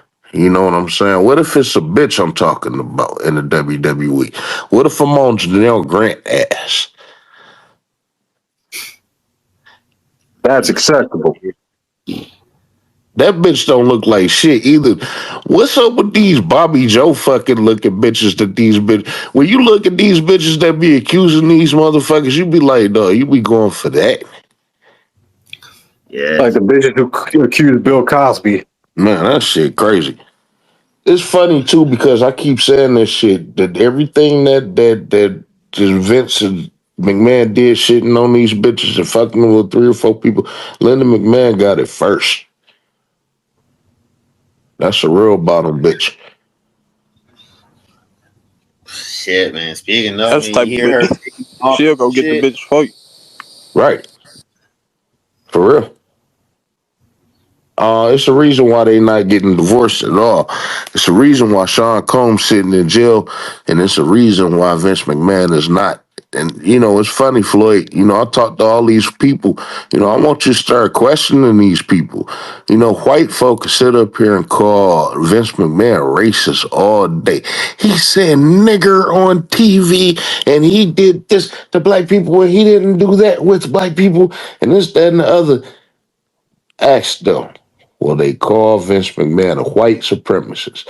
If they say no, ask him, does he benefit from a system of white supremacy? And see what they say. White folk will go around everything before they acknowledge that white supremacy exists for anyone. That's true. There's no reason why Sean it's more concrete. It's more concrete information on Vince McMahon than it is on Sean Combs. The stuff that I've been hearing coming out this trial, I still haven't heard nothing. And I know it's starting, and I think it's still the pre-trial. Now I noticed that, but I still haven't heard nothing incriminating. To where he facing life. Yeah, that's a little OD. We got Vince McMahon covering up white folk fucking kids. He covered up Jimmy Snuka killing a girl. I went for the top first. White folks sitting up here starting to tell me, they sitting up here throwing murders at me. I'm throwing up y'all crimes at y'all. And y'all still sitting up here looking at me like I'm supposed to, y'all got to take accountability for y'all shit. So I go to the top. Got it. Mike, what's going on? Did they win, lose? What's going on? Gotta find another fucking stream shitting on me. Oh, okay. Speaking of Vince McMahon, right? So right here, Tony D'Angelo and the other Italian going at it. So now you got Italians that's able to look out for each other. Floyd, we was talking about earlier blood protection. We was talking about professional wrestling being unionized. We was talking about the fact that JD Madonna got a job because of Finn Balor. You know what I'm saying? They from the same hometown. Hey, come on in. Sheamus pulled all them guys in, this, that, and the other. Samoans could pull all these Samoan people in. Becky Lynch could pull her little bitch in. The Asians, Asuka could go to Japan and bring all these little people in. Penta could come to America and bring all those little fucking Mexican buddies and shit. Who's here to protect American Negroes? We got to stab each other in the back just so we can have our one little spot. Why do you believe that American Negroes right here in 2025 can't protect each other and look out for one another? We're just not in the proper high spots. A lot of us want to include The Rock, but I don't even think The Rock is really in it for the Samoan people besides his family. I mean, besides his family, who else is he looking out for from the Samoa people? A couple Islanders to help out the Asian culture, because I don't know what it is with him and the Asian culture. They just got this connection. But man, we just need some people in high places. It's nice to have some white folks, but we need some black folks in high places. We need some black folks in those TKO seats to look out for us, to be able to push for us, not just rely on us to push, to really draw the black network, to draw the black people, to draw the hood, the urban culture into wrestling and shit. That's difficult. You know what I'm saying? Like, look at Swerve. He tried. He failed. Who else got the push? The black push. You look at anybody that try to push black folks during the pandemic. They try to get black, to use the hurt business. They try to put a bunch of black people as champions. They try to really kind of bring the black folks into wrestling then, and then the minute they brought in fans, this black champion lost, that black champion lost. They broke up the hurt business. They separated Lashley and MVP. They separated MVP and Omos. And they did it immediately, right? Pretty much. It was the minute they brought in fans, it was like it was done. That the black folks were done. So I want to know. Like I said, you've been around pretty much as long as wrestling with racism been around. You've been around, and me. When it come down to white folks saying that AEW isn't racist, remember this. I want you to remember this. Remember how hard they used to throw Scorpio Sky at me? Remember that shit? They swore up and down. He was the first ever AEW Tag Team Champion with a white man. He was the first one to go MIA. TNT. No, he wasn't. Nope. No, he wasn't. That's the crazy part. That's why I kept telling them, look, listen, all it was just to wait and see. all it was just to wait and see. You might have been around the time when Bobby Lashley. This is before I discovered that he was Hispanic. When I was around with Bobby Lashley, I just kept telling people, wait and see. Y'all got so. This is what I keep telling y'all. Y'all can't get so caught up in these crumbs. We need to see the tangibles behind it. And Floyd, you made that perfect point. We need them in these executive roles. You know, it's always great for us to have our own institutions, but when we have our own institutions, we face death. However, I have also acknowledged that if we generally American Negroes with money is not going to dump their money into a wrestling show thing. And when you do get guys like O'Shea Jackson and stuff that may be wrestling fans that could pull the resources to do that, they're not going to have a black first mindset. You know what I'm saying? So all institutions going to have a lot of problems within itself. But this is showing that WWE is a racist organization, white supremacist organization. Y'all not allowing us to sit at the table with y'all at all. You know what I'm saying? In these executive roles at all. This could alleviate the fucking problem that we have on television. And they not willing to do that.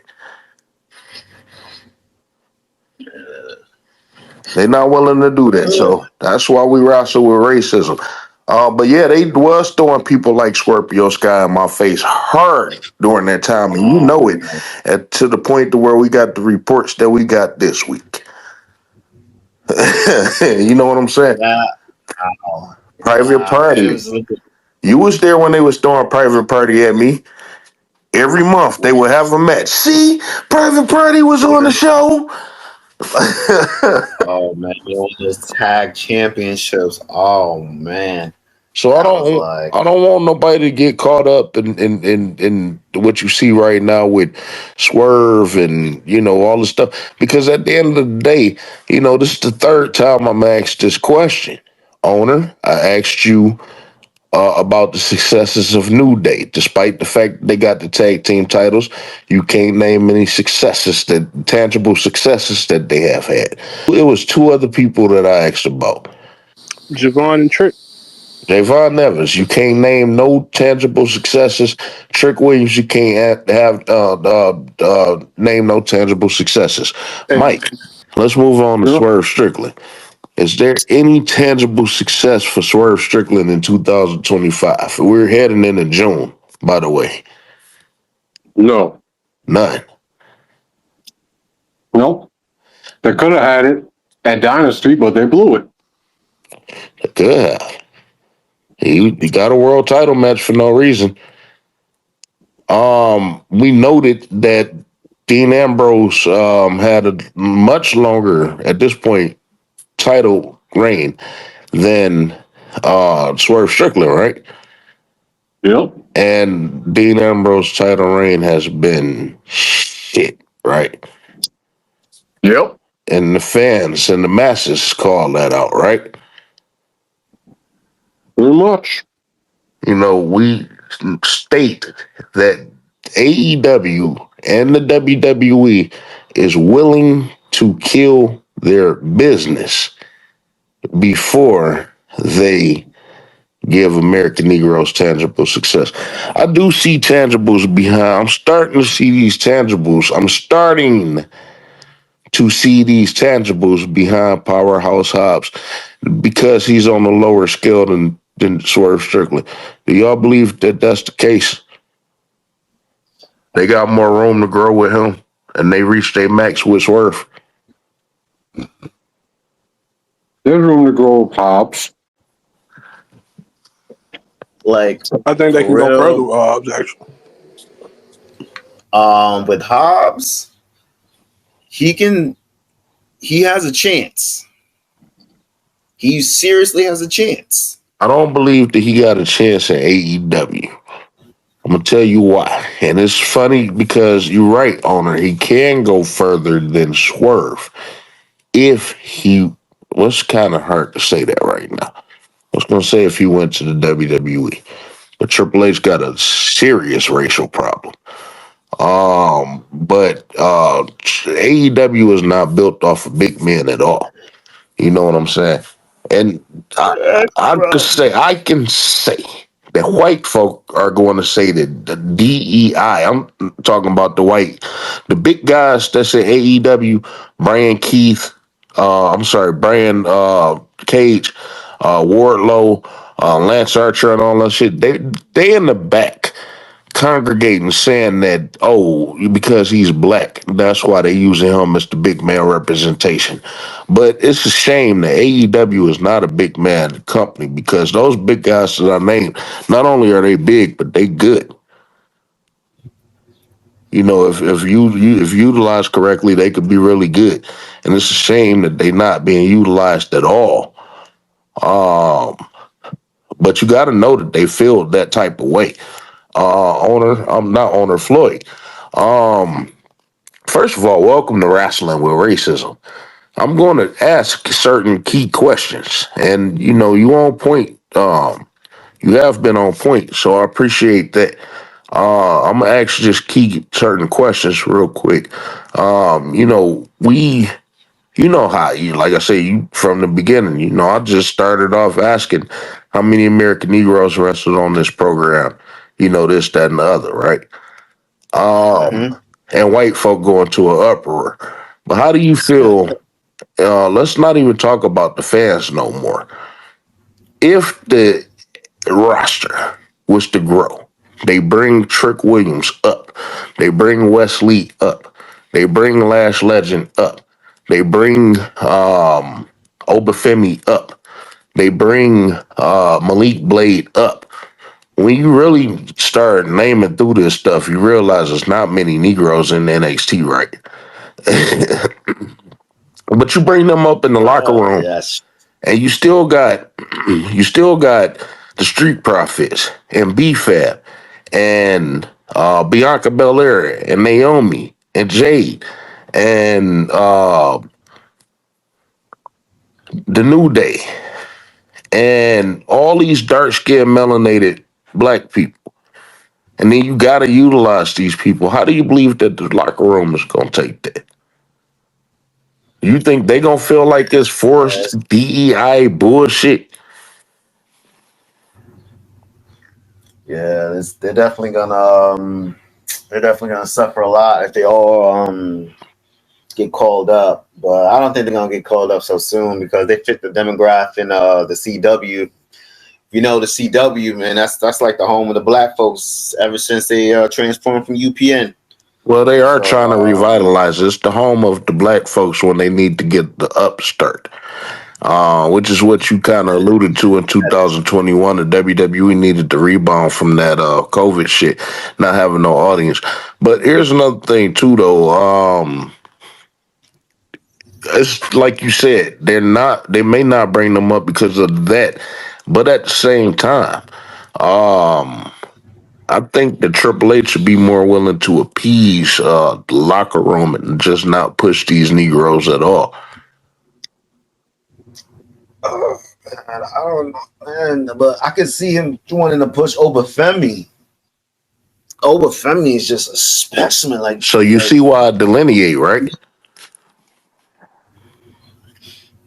Yeah. And I'm not taking nothing away. Trust me, I'm not taking nothing away from Obafemi talent, but it is further proof that they will utilize other ethnic groups specifically just to undermine American Negroes. They will do that. And I'm not taking nothing away from Obafemi, but when I see that it's an American Negro problem and you continue to push all these other people around us, I just found out the other day that Byron Saxton was Hispanic. He's not an American Negro at all. As a matter of fact, another one of his parents might be white. He might be mixed with white on top of Hispanic. I'm not sure with that Portuguese shit. But that just let me know further that we haven't had an American Negro, the announcer, since Booker T, and since before then, it was Jonathan Coachman, and Jonathan Coachman may be a fucking Hispanic. Yeah, freaking I don't know what it is. Like Booker T was probably like the first guy that like basically could sit in the booth and just like be a Negro. You know what I'm saying? Because like every other Negro that sits in that position, You know, they always sound like, you know, they It's not sound like authentic and it's not cornbread. real. It's not Or they, authentic. It's not real. yeah, And you're you know, they try to appeal trying. to the white You're community. trying. You know, they're not trying to reach out to the black. That's why I like when, like, I be loving it sometimes when I be saying stuff and it be equivalent to Booker T. They be like, you're a Booker T burner. And every time Booker T be doing some wild shit, I be like, oh, is that Booker T burner coming through to agree to that shit? Because Booker T really kind of just brings the ghetto to the broadcast. It's like the whole every time back here does the devil's kiss. We all know it's naughty, but who cares? But he do it in a That's why he safe put it way, on. and so long as he the only one doing it, it'll be okay. In the eyes of white folk, and they feel like we're supposed. My point is, they feel like we're supposed to be satisfied and content with that shit, just because they allow one or two people to do that shit. But if it was to become three or more, it's a fucking problem. And on top of that, look how hard white folk went with Meg the Stallion. When she got the SmackDown theme and stuff, they act like them white folks started acting like they did with Beyonce. Like she literally don't belong on the track for fucking. Y'all didn't have a problem with Lil Kim. Um, making Trish Stratus' career. Oh yeah, true. Yeah, yeah, that's true. And then what's her name? Jackie O. Mm-hmm. Jackie O did Stephanie Who? for a minute, and before they She changed did it who? up. No, I'm She saying she did did more who? than the theme. She really inspired her whole shtick, Trish, with Lil Kim. You know. Yeah, No, wait. I yo, remember nothing Jackie ever O like. doing a song, but whose song did she do? Oh, Stephanie McMahon. Ah, yeah, that Backing was. up Yep. now. Yeah, and you know what else blew me away? When I found out Nicki Minaj did Victoria's theme. I didn't know that. I No, like the wait a way minute. Get that the fuck shit. out of here. Wow. Look, Hell no. Nicki Minaj was out that long? yo, yeah, yo. No. I remember this was right after Hold on. Fame. No. I Hell was no. That literally, song came out in like '06. Hold on. look, She had to be like yo, 19 or like 17 or like. yeah, she was dumb He was young, born in but '82. yeah, she No, was part of but that group. I think this is before like this is Safari before kind she had the of. song with this This before before she she was this on had to be anybody's before radar. I think before she did those solo mixtapes, I got a notice by Cash Money, Young Money. But this was like way before, way before she even signed with Wayne. Yeah, I Yeah, was she looking through the did. book. This was like right after the Fame, and I'm sitting and reading. Yeah, she kicking verses. No, not Oh verses, yeah, now verse, you but sounding like verse. them. Yeah, I was I about to was say like, you sounding like wow. them ones that like Booker T and shit. You know what I'm Oh my bad. Like yo, when I get it, yeah, saying? Now I just wanted to call. I do like the Now rhyme. look I at do this. like the Hold on, wait a yeah. minute. Now look, hold on. Look. Hold on about your ass right now. Y'all see that in the jumbotron? This is all that the thing that can do every pay Yeah, per view. yeah. Yeah. Yeah. Man, yo, let me cook real quick. So, like, I remember they tried to when they made that announcement for Texas. I'm like, yeah, I know they want to try to figure out how to do Athena versus Mercedes in Texas, and I know they've been trying to pump for a while, but I guess for like popularity reasons, they can only book according. And I was like, I got a bad feeling. I don't think Mercedes and Athena are gonna do it in Texas. And if she ain't gonna get like assignments on AEW Dynamite besides this tournament, she ain't gonna get this match. And the minute freaking they had that match in the tournament, I'm like, oh man, this is the match. This is gonna be the classic match. It's gonna be no titles, no double champion. It's just gonna be a semifinal battle. I'm like, this is Hey it, Mike, man. you see Yeah. the pick in the jumbotron? Yeah. You getting behind that? Nah. No. They could have at least had a damn draw. And then run it back at Double or Nothing. You And if you wanted know, Mercedes to my win, you thing could have is, that and then run it back at All In. And Athena gets her fucking win back. we gotta start getting serious with this shit. And the thing is, she married to a white man. She probably act like a white woman. She probably came up around white people. We gotta start getting serious with this. Floyd, I don't know how you feel about this, my co-host.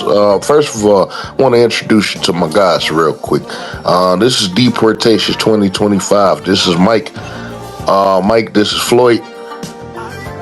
What's up, Floyd? Owner of a stolen gun. This is Floyd. Floyd, owner of a stolen gun.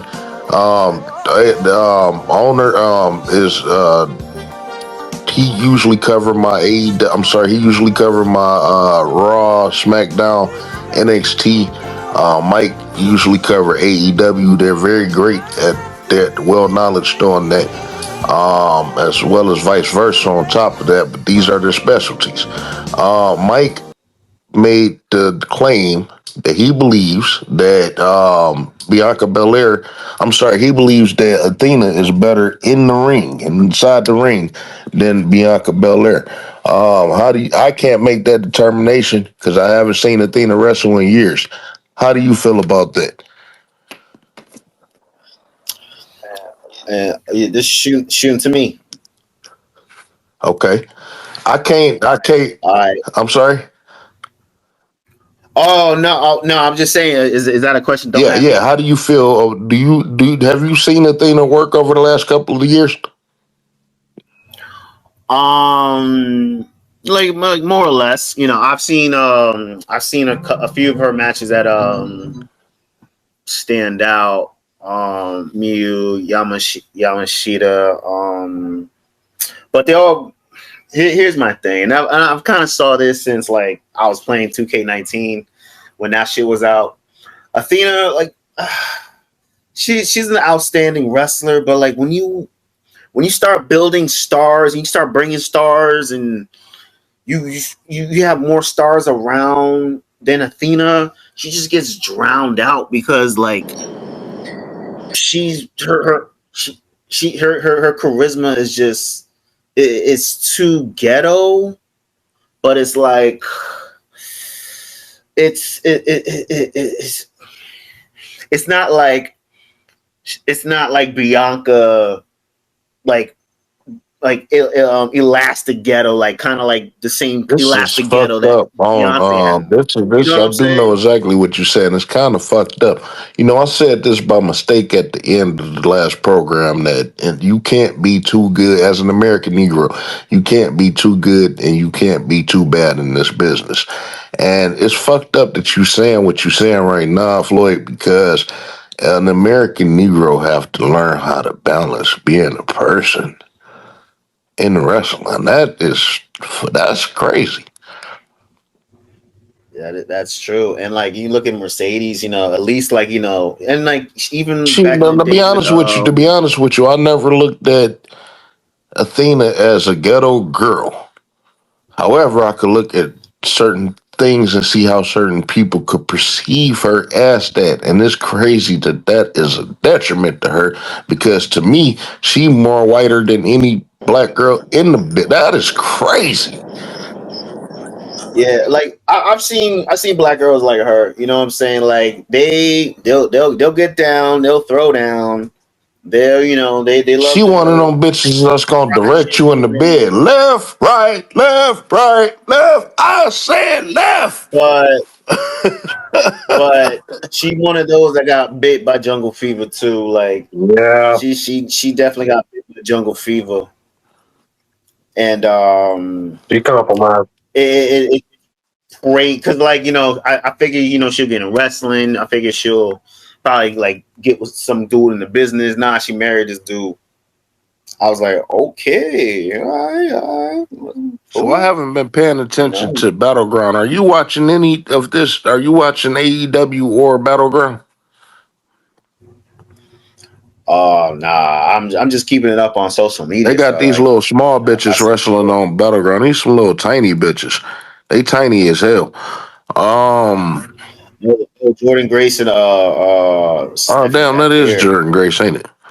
She looked small. When I meant tiny, I meant in height.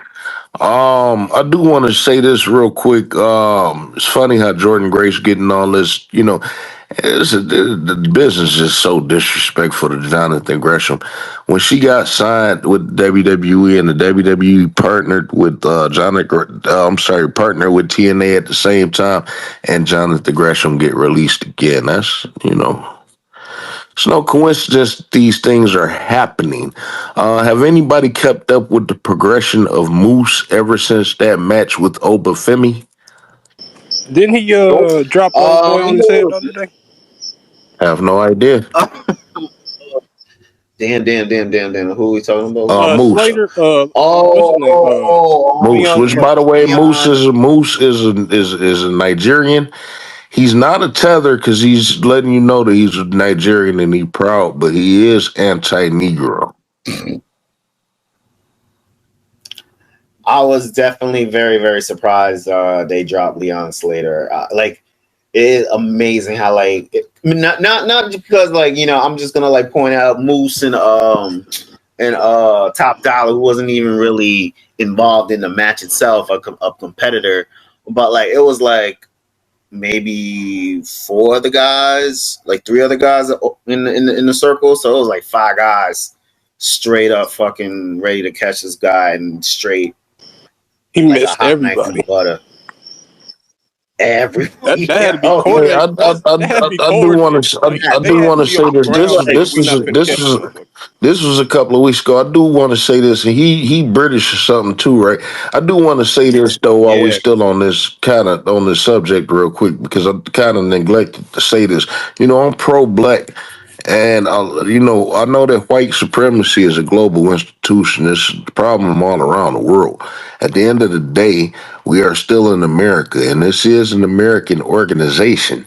And for us as Americans, I don't have to sit up here and say what American Negroes contributed to America.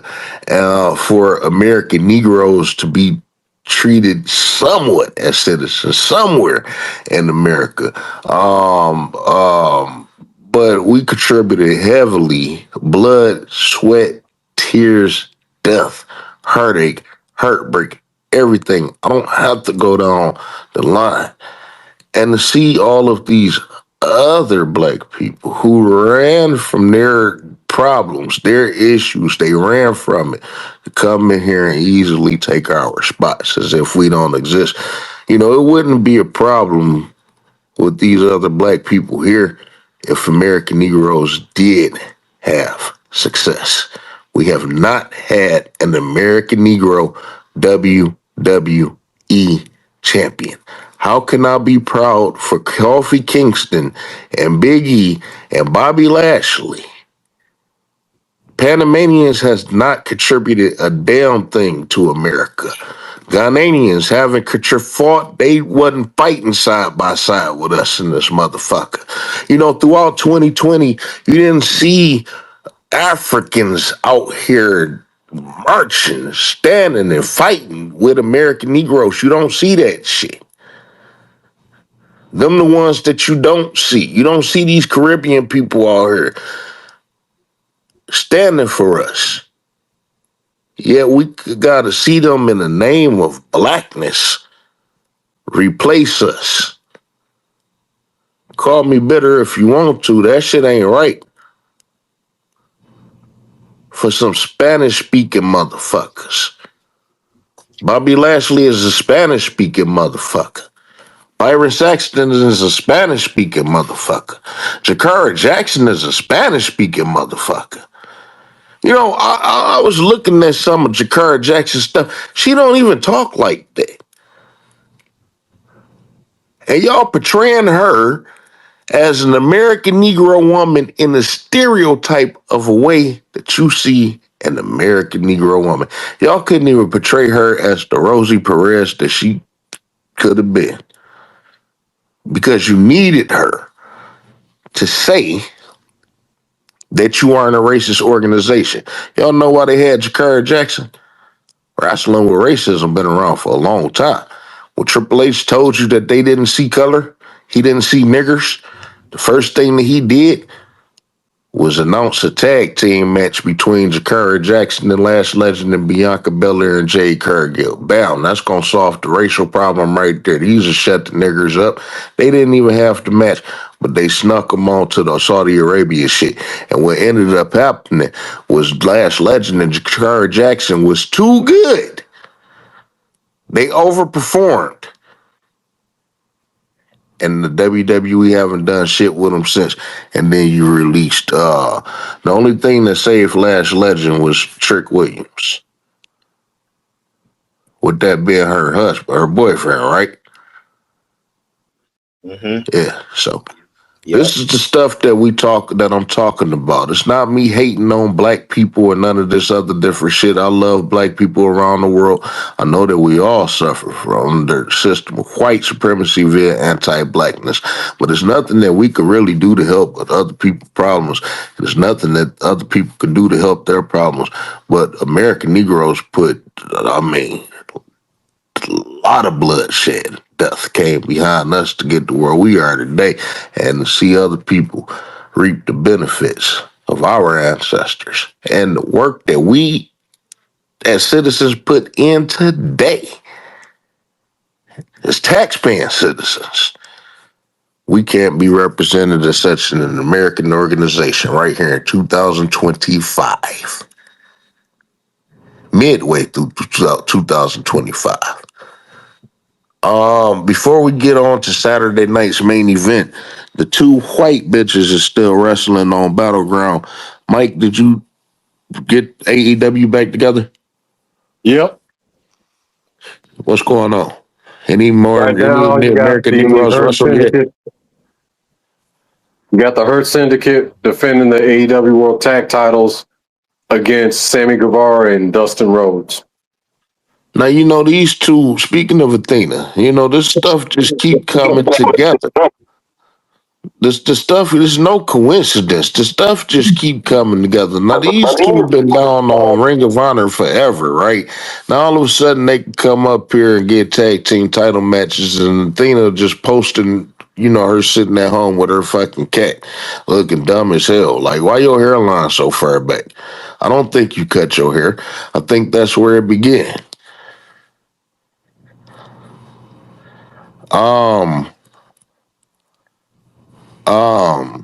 That's crazy. Yeah, that hairline looks fucked up. Floyd, how do you feel about the Hurt Business stuff they got going on with MJF? How do you feel about a white man being in what we always perceived as a black group? It feels like one of those things you don't want to get all anti-Semitic on. But don't you find it magnificent that is a bunch of successful black businessmen and one Jewish white man in a circle together? I'm trying to find out how the Hurt Business is businessmen. I'm still trying to find the Hurt Business success, Floyd. You kind of dug into it just a second. I didn't stop you, and we kind of got all over the place. But let's talk about the Hurt Business success. Now, they held the tag team titles, mind you. The tag team division really wasn't shit then. What did the Hurt Business do that you can remember as tag team champions? Further, I want to be more specific. What have they done to elevate the individual members, particularly Shelton? Alexander, yeah. Shelton and Cedric Alexander. Surprisingly, the Hurt Business with MJF has been drawn. Like on TV, I mean, it's not Oh doing no, big numbers, black but attracts, and we could go back to that black. I do want to talk about black intrigue, but once again, this is why I say that Tony Khan and Triple H is willing to kill their business before they give American Negroes the proper success, because you got two American Negroes that's in the most hyped match of AEW, yet they're not main eventing tonight. I just found that out at the beginning of this program, but that's why I'm asking you the specific question about the Hurt Business. That's why they're getting that intrigue. But I want to talk about this because it's a big misconception when you talk about the Hurt Business and their success. Yeah, Bobby Lashley was the WWF champion for 4 or 5 months, but throughout that time, when you talk about the Hurt Business, they disappeared soon as Bobby Lashley won the fucking title. Literally. that shit. It was like, man, what a death trap. Because like the minute we have fans, I'm like, man, the fans about to witness something like no other. They're about to witness a dynasty amongst black men. And then we got fans. And the spirit. Now, I want you to notice a trend about Bobby Lashley. Not no fucking joke. I want you to notice a trend about Bobby Lashley. Are you familiar with what he said at Full Gear last year about essentially they was asking him how do he feel about coming into an organization with having a black champion and him being a black champion, former black champion himself, and he said he wanted to erase that tag black champion and he just wanted to be accepted as a champion, right? You remember that, right? Mm-hmm. Now I interpreted that as he wanted to erase blackness. I'm not stupid. I know these fucking tethers, and Bobby Lashley know what the fuck is what, right? As a melanated man living in America that's not American. Ever since Bobby Lashley came in, he faced Swerve. Quickly ended that with a win. Quickly ended it. Never thought about it again. Private Party just did them wrong twice in a row, 2 weeks in a row, beat them in like 5 minutes apiece, and took their tag team titles. Private Party haven't been seen since. They beat Brian Keefe at a pay-per-view a couple of months ago. Brian Keefe haven't been seen since. And we talk about erasing blackness. As soon as Bobby Lashley won the WWE Championship, Shelton Benjamin and Cedric Alexander disappeared. What is it about Bobby Lashley and blackness? Another thing too, I do want to remind you, I don't know exactly how you feel about mixed people, but MVP is a white man. So, if you're going to credit his American Negro success somewhere, be sure you credit it to the whites. And wrestling with racism isn't about giving whites credit. And we could give, if we're going to give whites credit, we're going to give them credit 100%. There's no halfway crooks in wrestling with racism. Yeah, we got a 1-drop rule for your ass. You white. Half white, all devil. All devil. Chicken George was the devil. All right, so he abandoned his whole family. You know what I'm saying? Left them on the plantation.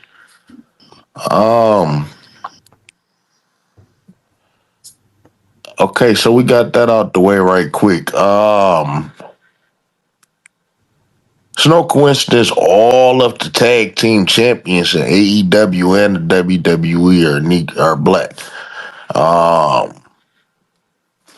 The look, nigger, does it feel like 2021 again with so many black tag team champions? Oh shit. That's what I'm saying, Floyd. Look, Floyd, like I said, you was there. People thought I was tripping when I was saying, okay, they got the titles now. Here, this, that, and the other. Look how fast this shit fell off. Not just how fast it fell off. Look how bad it fell off.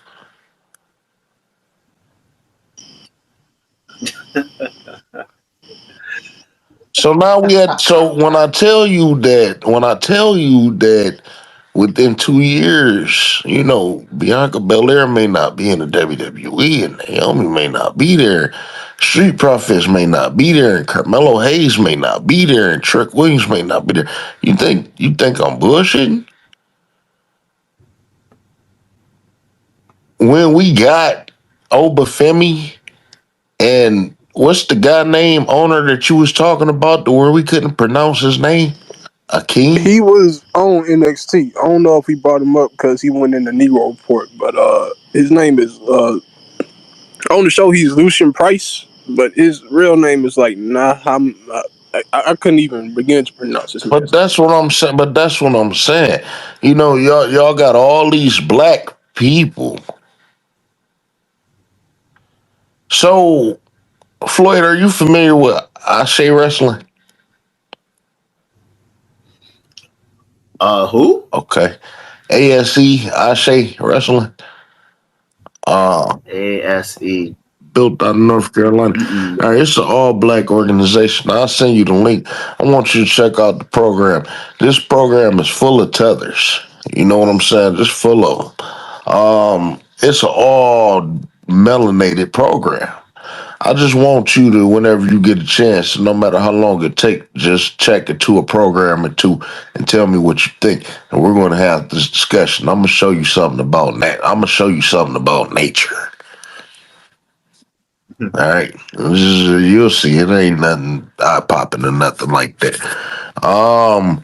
Okay, so let's go to WWE Saturday Night Main Event real quick while we're here. Quick American Negro update on Saturday Night Main Event, owner. R-Truth lost to John Cena in 5 minutes.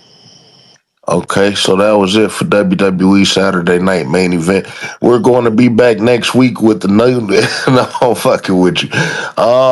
This match, we got to talk about this match. The coonery is just about the whole let's talk about the last 2-3 years of R-Truth. Let's talk about R-Truth being this ignorant nigger, and he just take it, and I get it. I mean, hey, listen, look, it's better than being at home with that white ass wife that he got all goddamn day. If he wasn't that ignorant nigger, what would he do? How much is Truth getting paid per week? Ain't no telling. It's probably more than what he'll make anywhere else, so why not? I understand that, but at the same time, that's the only way that you can see the man that's in greater shape than most of the people that's on your roster. Now, he played that fucking coon. Let's talk about this storyline. They still making him so oblivious the little to Jimmy John thing. Cena. Okay, that started Truth was an unhinged heel. He had snapped. He had gone off the deep end. He beat the shit out of John Morrison. He smoked a cigarette on TV. He was talking to an invisible little boy. He had lost his mind. All right, that was the gimmick. Okay, but now it's done degenerated until he's got dementia, and he's just he's not an aggressive dementia. He's just kind of just halfway loose. He haven't rebounded since. You know what I'm saying? He haven't rebounded since. He haven't snapped out of it. And the thing is, they starting to utilize him more over the last year. I'm noticing. And I'm really noticing that they utilize him more over the last year than they have over the last few years, even before Vince McMahon left and all that shit. Triple H seems like you want to use this ignorant nigger just to display more ignorance. It's always it's never leading to anything. I mean, it's never leading to nothing. It's always it's stringing along other people's shit. But let's talk about other people's shit. Because they did quickly move on with R-Truth. So the way that they quickly moved on with R-Truth, I mean, Cody Rhodes is back. So John Cena got something else to focus on. You got the world champion that he focusing on and all this other different shit. At this point, is this the end of R-Truth? What else are you gonna do? What else can you do? What is there to be done? So probably Still being a bastard. You know, I am gonna say what I was gonna say. Although I understand why Jey Uso and them turned out to be the main event, I think it's fucked up that American Negroes been sitting up here begging to be on these pay-per-views, and you can't tell me the last time an American Negro got a WWE championship match, even with Kofi Kingston and Bobby Lashley and all of that. That was so long ago. The Negroes, white folk sit up here and I listen. I never had an issue with the way Brock Lesnar beat Kofi Kingston. I never had it. Kofi Kingston had one of the better WWE title runs in a long time at that point. And I was happy. I was satisfied. I think it was a good title length reign. They had made him a defending champion and all that. And I don't have an issue with how he lost. My issue with white folk, he never became a contender again. That's where we move into the pandering. I'm trying to remember. If that was the period where like rematches were. Whether that's the case or not, whether that's the case or not, Floyd, that was 6 years ago. And within the last month, how many U.S. title matches has LA Knight had? Rematches. So my point is they never made him a serious contender again. It wasn't about him getting the rematch immediately because he was going to lose that. But, even with him losing, he still never got rematches. They never made him a contender. And that's why I say that's why we move on to pandering.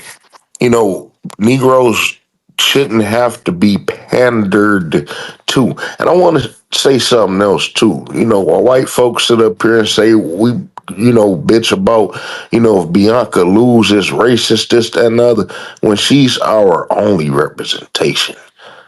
Her losses hurt worse than any goddamn thing. If it was equal across the board, she could be a fucking jobber if Trick Williams and Carmelo Hayes and the New Day and everybody else was fucking successful. But we have to hang on to every single win or championship win or match that these people have because it's not what the further you look, the less you see. It seems as if we have a lot of Negroes, but when you look, when you strip everything down to its draws, you see we got nothing.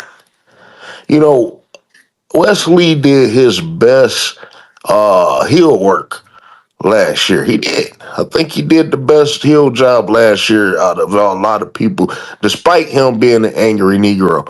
Ricky Starks just came in the name of blackness and ripped all that shit away. Just ripped it away.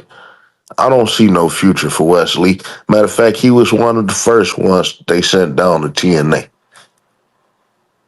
Negroes got to replace Negroes. You know what I'm saying? Because you can't have 5, 10, 15, 20 American Negroes successful in the WWE at one time. White folk will lose their fucking mind. They'll burn every arena down in this motherfucking country, and the locker room ain't gonna be too keen about it either. I bet you gonna find out how Rhea Ripley is today. Mike, where we at on NXT on the pay-per-view? Double or nothing. Still shitting on me. It was on Okada versus Speedball for the Continental Championship. Okay, so Okada been in the AEW, and I think we kind of talked about this a little bit last time, but I don't know how far we got. How do you feel about Okada progression to AEW since he signed? Man. That whole... It's not as bad as TNA, but still... I don't really like the whole... it was kind of funny the first few times where he's like, shut up, bitches. That was kind of funny the first few times. Now it's just like, y'all He doing too doesn't much. do anything. Man, white folk will hold on. That's white folk that's continuing that shit. And I want to say it again, please, because He don't do shit at all. He don't do that shit outside the ring, inside the nothing. ring. What is he doing? Man. That's the answer I thought y'all was gonna give. That motherfucker don't do that. Is the most pointless person ever to me. I think it's just way too many headshots. Way too many headshots getting dunked on your head. Strong style. Touring this town, this city, that city. Freaking G1s. Do you watch Beating the shit out of AEW each other. consistently? Not as much, man. It just gets depressing. Like when you like actually watch a show, I rather watch the clips. I can just skim by but when you sit and like watch a show, it's just depressing. You know, it was very depressing for me for a long time, and that's why I never really watched it. And every time I turn it on, I see JR just dying right in front of my eyes. Just He I see the does. ghost of He Brody fucking Lee in the does. ref seat. yeah, all that shit.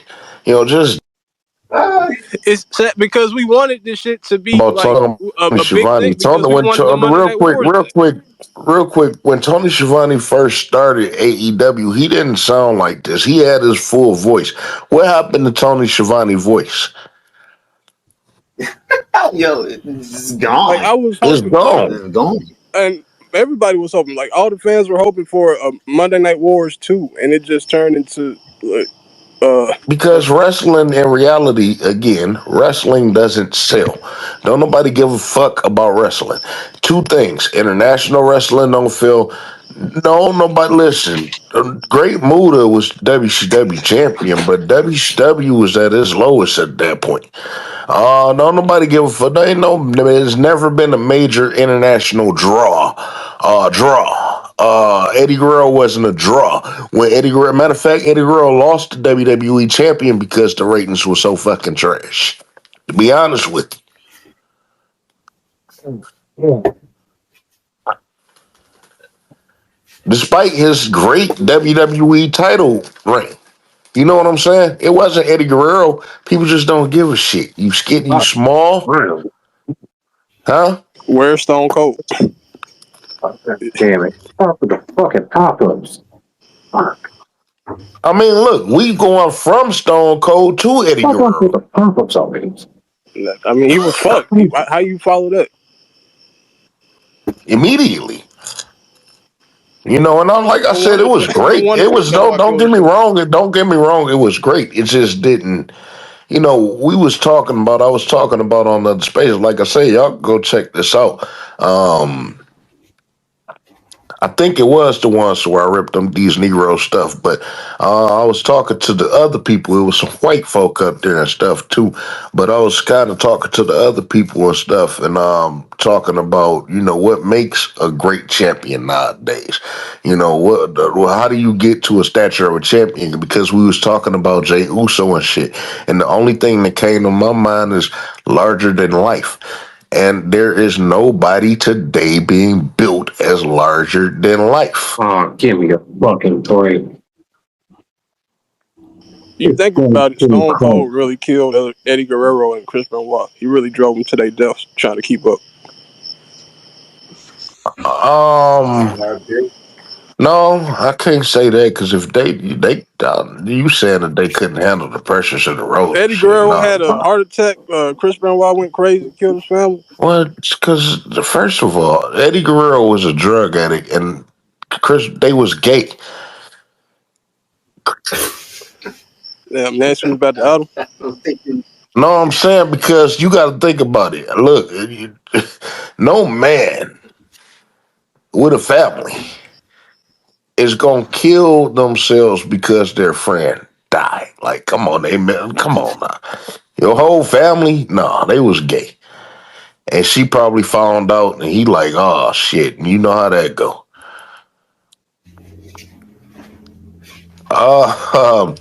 So, let's get into the tributes right quick. I forgot.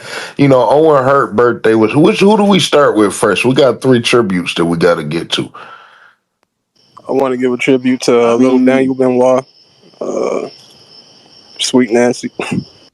No, we got to do this right. It's Owen Hart died. This is silver anniversary of Owen Hart death. You know, black people were fans of Owen Hart, and this is what I said I was going to correlate with the Owen Hart tournament. It's a goddamn shame that throughout history of this Owen Hart tournament, Mike, how many Owen Hart tournaments have AEW had so far? Let's see. They've had about 3 or 4. And it was probably about 3 or 4 American Negroes that participated in the entire thing. I don't have my notes in front of me right now, but you all could go check for yourselves. It was no more than 5 over the entire tournament, and none of them won. You know, white folks say, Ricky Starks, but we know that he not a Negro. Matter of fact, something came out the other day that he wanted to be a great representation for biracial people. So I'm gonna update people on that when I get a little bit of time. Yeah. No one hurt. You know, but we can't. You know, they act like we just don't love Owen Hart, and it's a shame that we can't be a part of his tournament. But this is the silver anniversary of Owen Hart death, and let's tribute Owen Hart. I felt that Owen Hart committed suicide. How do y'all feel? Or do I need to explain my position first? Sure. All right. First of all, we all know that Owen Hart, had difficulties at work. His morale was all the way to his lowest. He didn't have no real backing anywhere. Triple H and all of them was acting the ass, and he was coming up politically and stuff, and it just made it even worse. And he couldn't do nothing in WCW. I'm honest with you, the business was moving to a different direction, and I don't see Owen Hart fitting in the year 2000, in the year 2001, in the year 2002, and he probably recognized that. Also, on the home end, his parents were sick and old. His kids, they don't, that they kind of slow, and his wife was a bitch. You know what I'm saying? And we know she's a bitch. And if she's a bitch today, she's a bitch yesterday. And so he just said, fuck it. You know what I'm saying? And went on and did himself. Do y'all believe that to be a possibility? No, I don't see it. Mike, you're a nice guy. I can see an accidental suicide, but... Boy, you a killer now. Don't stick with that. I didn't forget. See, now, okay, accidental. You think that he possibly just said, wait, how do you accidentally kill yourself? What's going on? He had a latch, he had an emergency latch, no? Why did? But like, it's not. I don't want activated. Accidentally triggered or something. I don't, why? I don't know. You could possibly be right. Maybe he missed his cue or something. You know what I'm saying? Yeah, I mean, personally, I just think that it was just like a technical difficulty. This was 1999, so the arena was loud as hell for no reason. That was a no reason time, and the people be on their feet and shit. Signs. I hated sitting behind them stinking motherfuckers that want to keep them signs up all day. Like, it's cool, but damn, all day. And we didn't have phones then. I go to a wrestling show. Now I'm all in my phone. But then, we had to look at the ring. Matter of fact, that's probably why the arena was so loud. Everybody was talking to each other because there wasn't nothing else to do. What the fuck you gonna do? Read a magazine?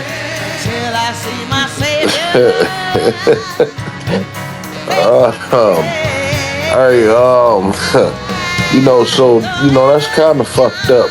But the thing is, though, the Blue Blazer and stuff, that was the direction they was gonna do by mid '99 and stuff. So, Owen Hart, technically, do y'all see Owen Hart having a career into 2003 and 2005 and shit? Yeah. What is? I can see Owen Hart fitting in the Ring of Honor. Y'all got okay. You know what? I apologize because I didn't think about TNA and Ring of Honor and shit. I apologize. I'm strictly thinking WWE. I'm sorry. But yeah, I'm sorry. You're right. I can see him being Ring of Honor World Heavyweight. Well, heavyweight, but World Champion. Well, I don't think they would have went that far. How old was Owen? Owen, he would have been in his mid-40s by that time.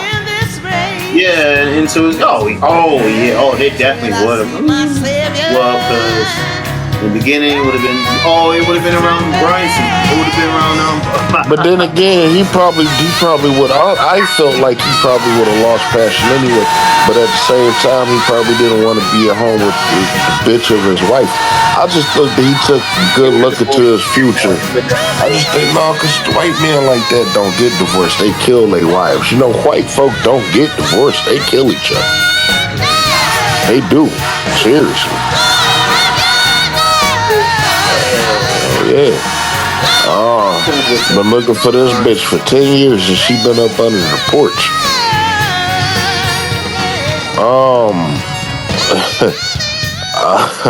It's good to know that you are very. Now, I always knew you was knowledgeable about wrestling. It's good that you up here. We do appreciate you.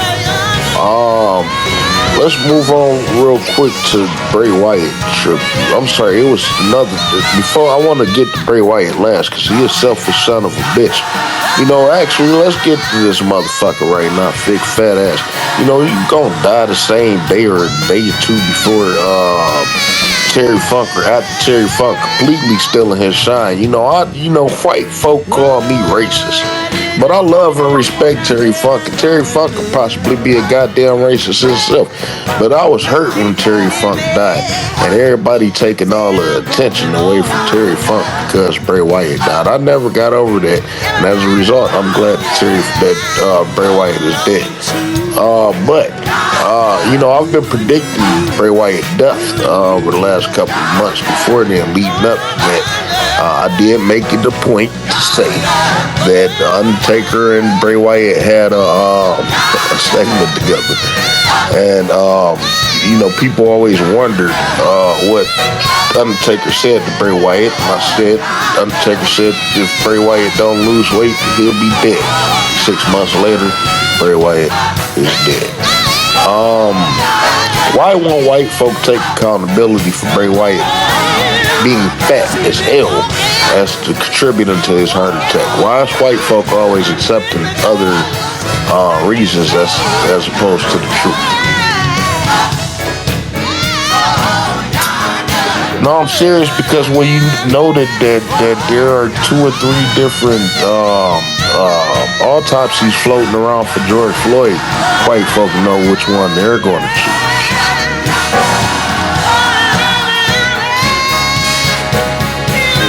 Bray Wyatt's death isn't much different from Big Pun. Not at all.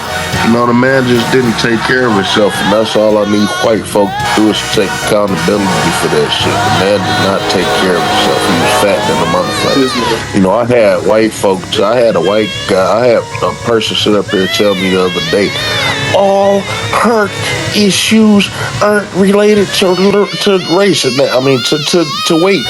And that's true, because I know a young girl that was 2 years old that just had a heart attack about a month ago. She made it through by the grace of God. But at the same time, Bray Wyatt was 500 pounds. So what the fuck? Like, let's put 2 and 2 together so we can get 4.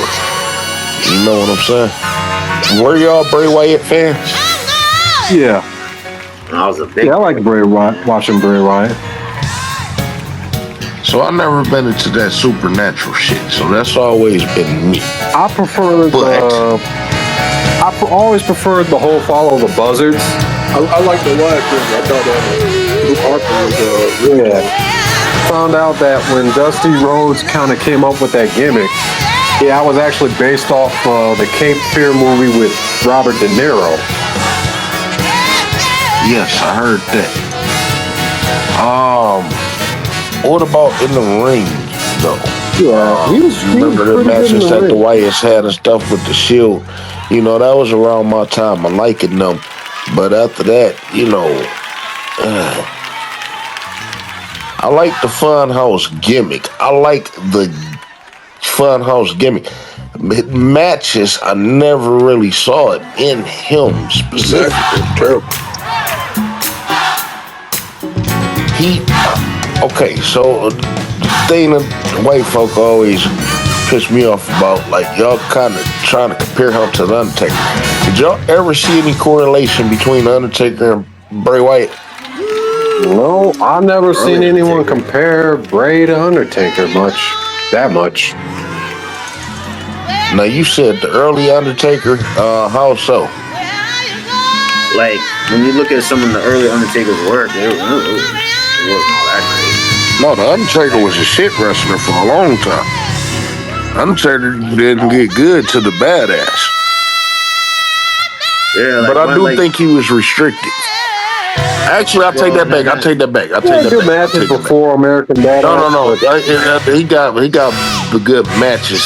The Undertaker always had great moments and great spots. But Undertaker really started finding himself in 97, 98. I take that back. No matches with Shawn Michaels, and when he got to opening up, when Undertaker was able to open up outside of that dead man and was able to wake up, you know, that's when he started getting good. But you know, at the same time, we do gotta realize, you know, a lot of people always look at Undertaker as a veteran. We do gotta realize that the Undertaker, you know, by the time he won the WWF title, he was only there for like a year. You know what I'm saying? And he wasn't really like doing shit for real in WCW, this, that, and other, just consistent, this, that, and other. So Undertaker was learning on the fly, almost like Trick Williams is doing now. You know what I'm saying? Almost like by the time, you know, Undertaker won the title and shit, you know, he was probably doing this as long as Bianca Belair or something. You know what I'm saying? Which shows you how great Bianca Belair is, because she caught it within the first year or something. You know what I'm saying? She better than the Undertaker. Hey, that scared that we wrestling with racism. That scared you to hear some type of shit like that, don't it, Floyd? Yeah. When I first started, I didn't want to do this shit, but I'm good now. But my life so much more Bianca Belair, but I knew you argued. Hey, tell a friend, Bianca Belair. You know, who is this basic ass blonde-headed son of a bitch that's facing Obafemi right now? What's up with that? Oh, I think they're trying to push him. I don't know. I probably doesn't. He deaf? Yeah, he's deaf. Oh, God. Yeah, like. Obafemi just finished him off. He just kicked out of the powerbomb. You know, and I'm glad that we talking about this right now. What's up with these people that ain't shit, but then they get a title match, and then all of a sudden they could just all of a sudden kick out of shit, or they get to a certain stature, like, and all of a sudden they can kick out of the shit. This motherfucker look like the beginning of creating a wrestler on the video game. How is he to the point now to one, he getting the NXT title match, two, to where he kicking out of power bombs? Vicious power bombs. And then this motherfucker just took two hard uppercuts in the corner, and the third uppercut he just came in. Oh, he folded him with that clothesline. The third uppercut he came in and rolled him up and shit. You know, no selling. You just took that clothesline and you up on your feet at the same time as Obafemi. I'm done. That night, you know Shawn Michaels didn't book this match. They ain't got this guy selling shit. Look, he up on his feet again just to take another power bomb. He got up on his own, like, this the third power bomb he done took. Nah, he ain't kicking out of that. You just made that man no sell every goddamn thing.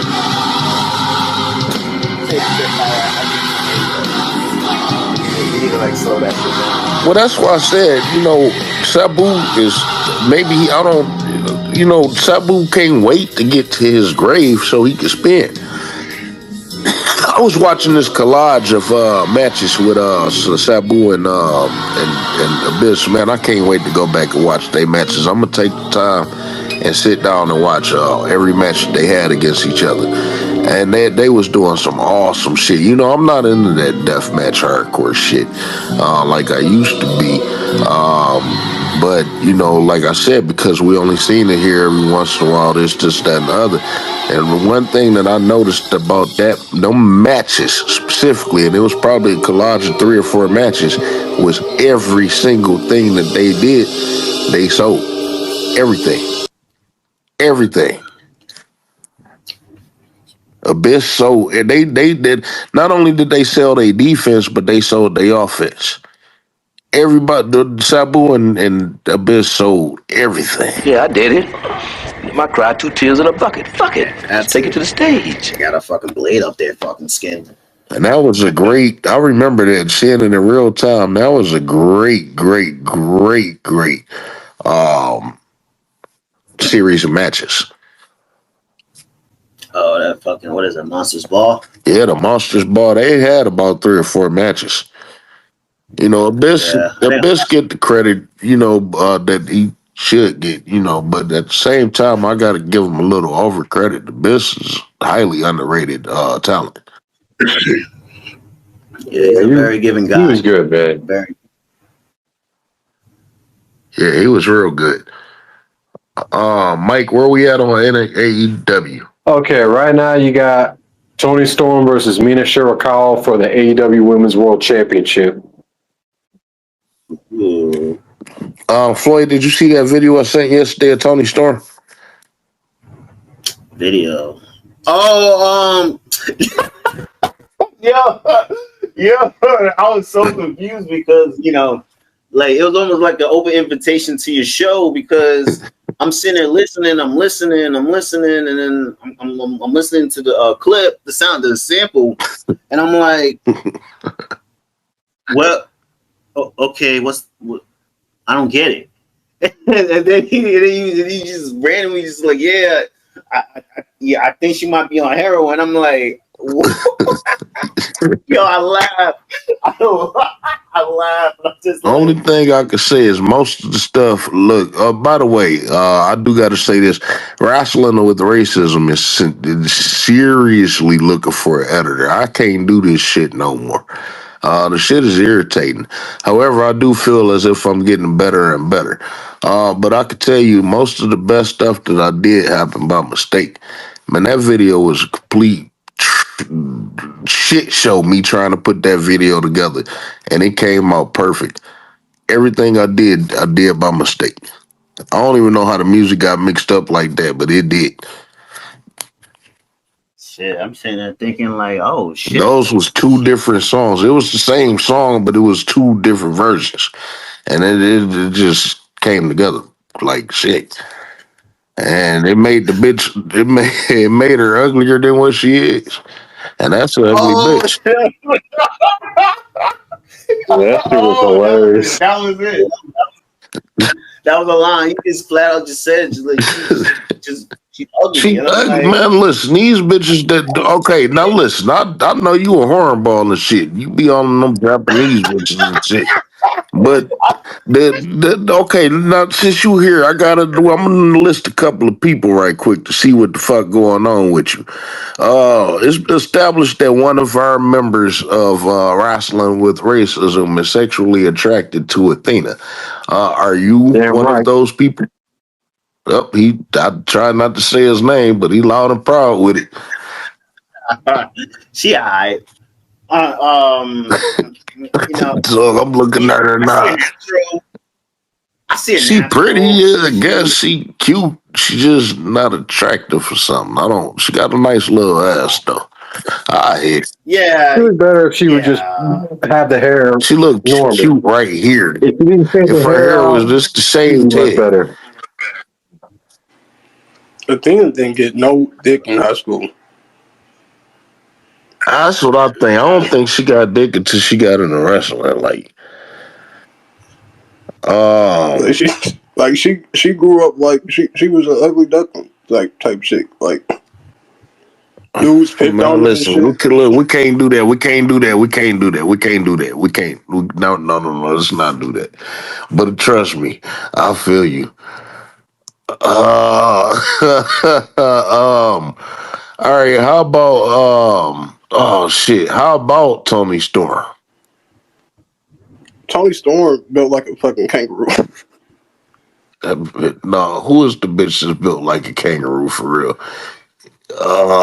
Man, that's one bitch that's built like a kangaroo. I was roasting You her know the what other Tony day. Storm looked like? Wallace and Gromit. She like one of them characters.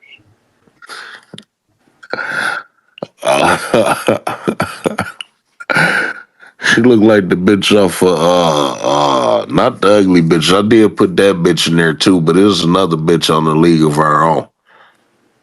I think AEW might got pound for pound. Gina Davis. AEW got pound for pound the ugliest women's roster. Well, see, that's why I'm going through this right quick because I'm wondering what these people attraction is. Like people like Tiffany Stratton. What you think about that plastic bitch?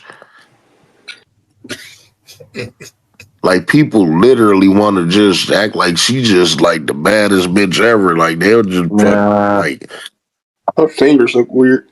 She got they hitting me with the Jordan Grayson shit, and I'm like, oh, and Rhea Ripley. Rhea Ripley built like a Dorito. When you were saying the kangaroo, I was trying to think of who I was talking about, but she not built like a kangaroo. She built like a question mark.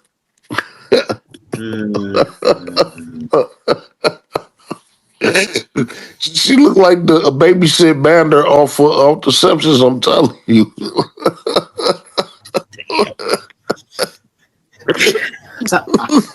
I'll say Bianca and She had Jade. that. Yeah, they can get it. Bianca and Jay been looking better and better. God damn, boy. He's always looked good. Like it's crazy when you see them in face-offs and like whoever you stand Bianca next to, like it's not really a comparison. Oh, Naomi too. Lash Naomi Legend too. getting cold. Besides, Lash And Legend when getting you cold too. bring Lash Legend in, that's Naomi another, the best one to me. Lash. That's They need to bring Lash up more.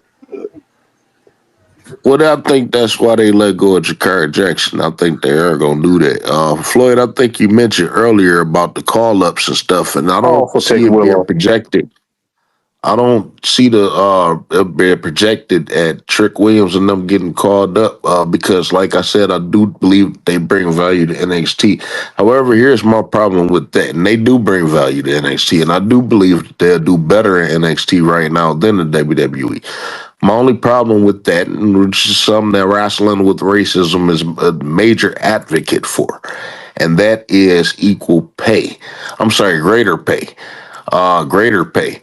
And I believe with NXT, especially with the drawing power that they have, not power, draw power, the lack of drawing that they have, that they may not be paid properly.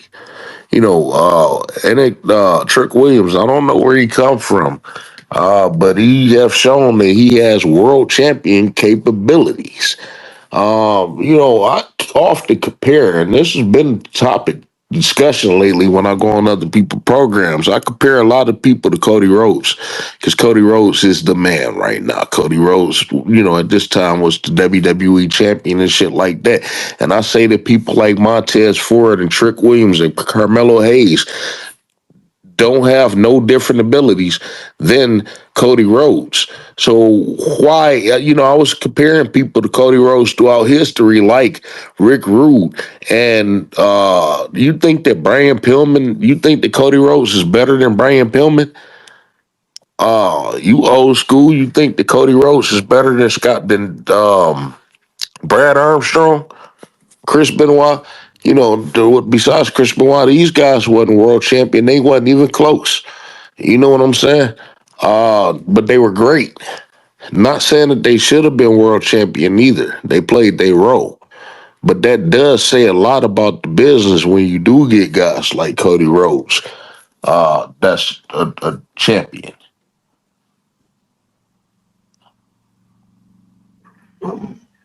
Yeah. It definitely changed the it definitely changed the rules, especially when you have all these guys trying to do Mighty Morphin Power Ranger counters to a counter to a counter, reversing the other counter. I think that Ricochet Will Ospreay match was one of the worst matches in the last 10 years, probably of all time. Man, I was like, yo, if this shit don't deliver, man, ooh, they're gonna blow this. They're gonna blow this. No, I'm talking match. about the first one they did Real in quick, Japan. not to cut you off, and this is an awesome shot at 8K, but right now it's Trick Williams' son getting ready to wrestle Joe Hendry. And I want to note this. We've been up here, what time is it? 10:23. We've been up here for 3 hours. I've been watching in and out watching NXT. Mike, you've been in and out watching AEW. Let's do an American Negro report real quick. So far on NXT, I haven't seen any American Negroes wrestle. How about you, Mike? Hurt Syndicate, Russell. So far you got Shelton Benjamin being the only FBA that wrestled. And what the fuck? Tony Storm and Mina Shirakawa just kissed. The fuck? All right. So we got a total of 7 hours. I'm sorry, 2.5 hours. So we got a total of 5 hours because we started at 7:30, but we got a total of 5 hours across 2 brands and only 2 American Negroes wrestled so far. Just wanted to note that real quick on this big night of wrestling. Joe Hendry is on his way to the ring right now. White folk get infatuated by these accents and stuff, and that's the reason why I believe people like Becky Lynch and Joe Hendry is over. White folk, this stuff like this has always been a detriment to American whites. These Mayflower whites, as they continue to disappear as a result of these type of people, these Australians and these UK people and shit like that. Huh? Well, the Anarchy in the Arena match is coming up. Oh, so they put all the black people on at one time. Okay, again, why couldn't this be the main event? What's the significance of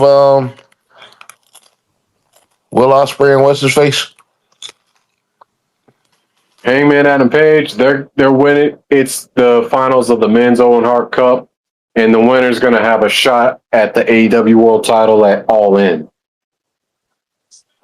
Oh, that's generally the main event for any time that they're on that they had this tournament, right?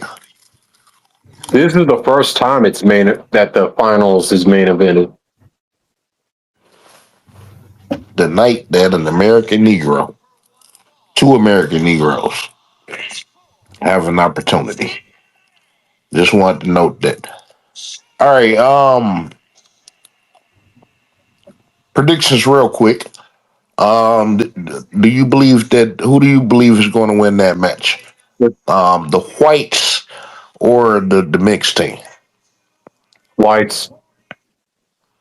Because that's the usual patterns that the heels are going to win, and then they're going to run it back at Blood and probably like in June for Blood and Guts, and that's when the baby faces will win. So you don't think they're going to try to fool you and mix it up this time? No. Swerve and Powerhouse Hobbs not that strong for that to happen? Now, I want to note something. Swerve did. I want to note something. Powerhouse Hobbs did get choked out by Moxley. Is it possible to again because that's the only way to win by submission, right? Full submission. Floyd, who do you think is going to win this TNA title match?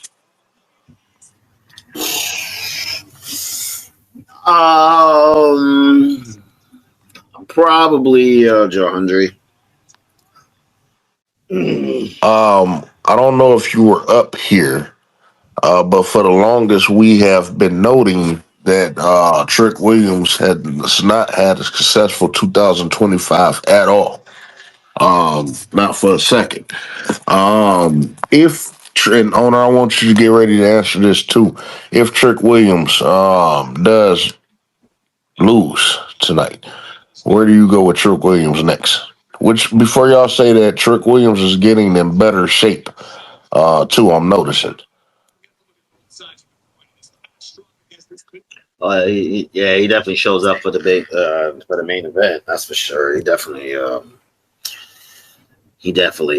gets shape.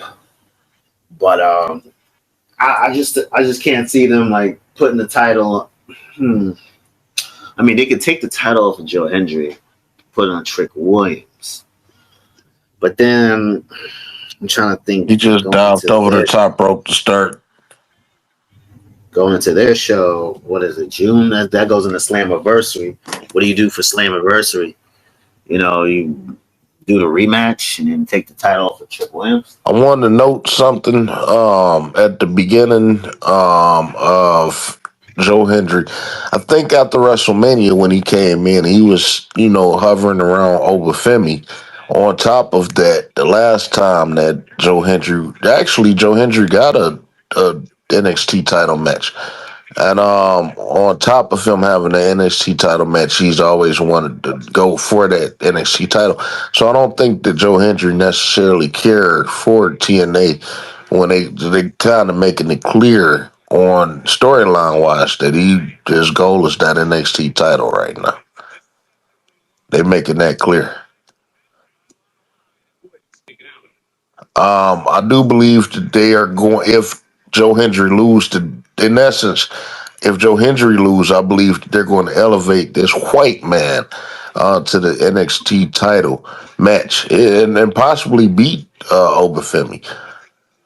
I don't see them taking this title off of him for him to lose the title to Obafemi, unfortunately. But again, what does that do for Trick Williams? And what does it do for Obafemi? How are they going to shift? What them going? If they're going to rely on Obafemi and Trick Williams in NXT, what do you do with them for the next year in NXT? Because Trick Williams did start out these first 6 months as a dead loser. No, that's good for his character. You know what I'm saying? It's kind of similar to like The Rock when he kind of like lost the number one spot and he kind of had to fight for that, and then people trying to take his spot at number two. But it's like now, if The Rock was fighting Orange Cassidy for the number one spot. Oh God! Yeah. But also remember, The Rock also beat Booker T for the WCW title. If The Rock was fighting Orange Cassidy and Daniel Garcia. By the time The Rock was winning the WCW title, he was gone anyway.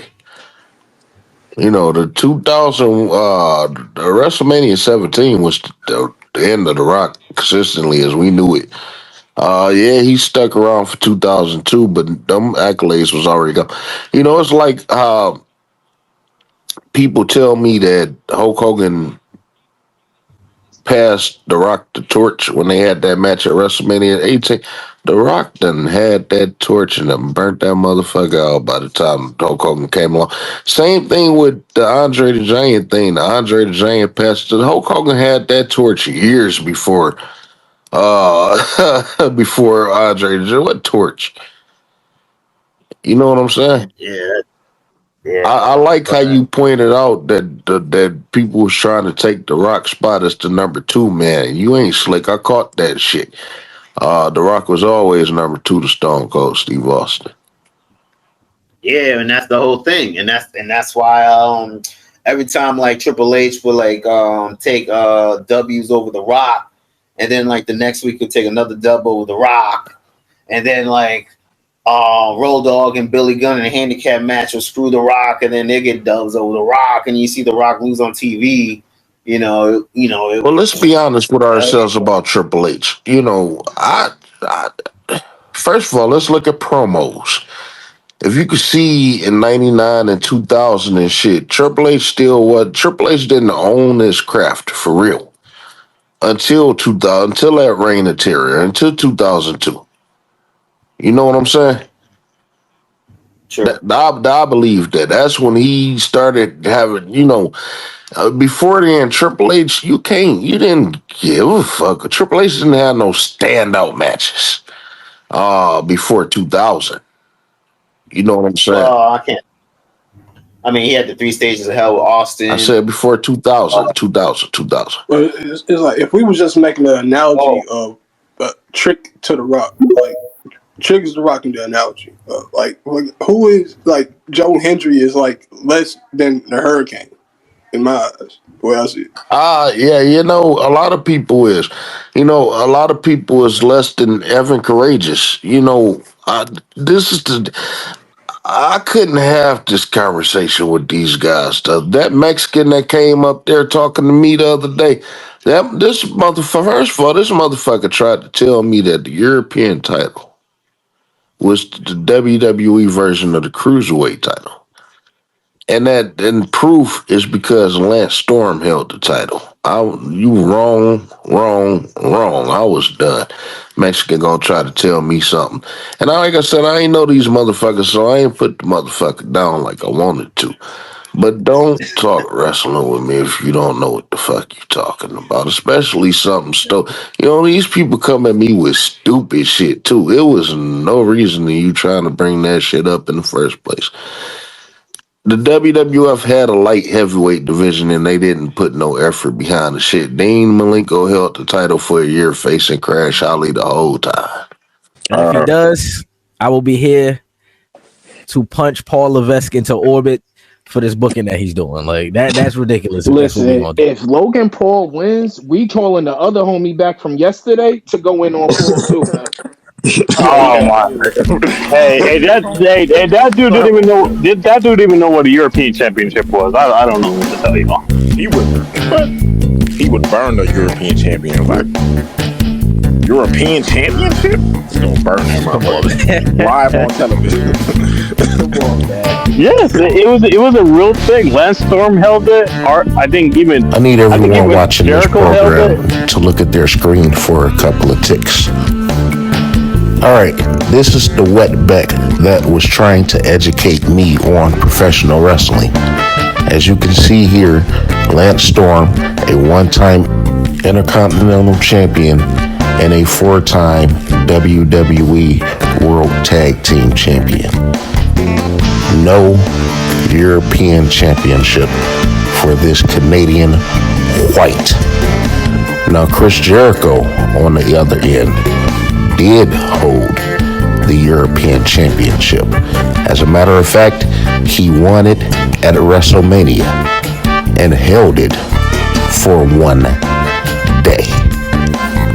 That's not something to brag about, but what I will be bragging about is ICE coming to your bungalow and deporting your ass. You see, what your wetback ass should have been bragging about is the fact that the very next day he lost the championship to your favorite Chico, Eddie Guerrero. To further your ignorance, at no point in the history of the World Wrestling Federation has the European Championship been a cosplayer for the World Wrestling Federation Light Heavyweight Championship or the WWE Cruiserweight Championship. You sound like a fucking fool, you wetback. I just wanted to clarify this. Enjoy the rest of the program. Who else held it? Who else held it? The European D'Lo Brown. There. I remember that. Yeah. People who's European. Yeah, William Regal. Goldust. A lot of memory, man. Damn, I forgot about the European title. Yeah, he was combined with the Intercontinental when West took over Raw. Hell yeah, age quiz. Yeah, no, because the dude was saying, "Oh, Raw didn't have a cruiserweight division." I'm like, no, and incorrect, my friend. It did have a cruiserweight division. It was a European Championship. Eddie, what the hell is this all about? Oh, please!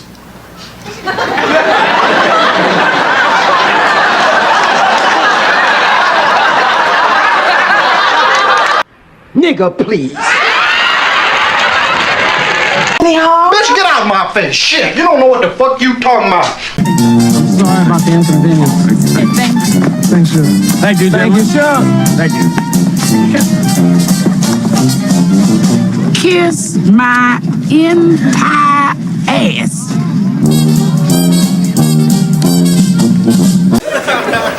Man, sit your dumb ass down and shit. Kiss my butt, bitch. Oh, look, I gotta stop. Look at this guy. This is my favorite member of the WWE Universe right now. There's a lot to be excited about. What are you looking forward to, sir? Man, I love it, man.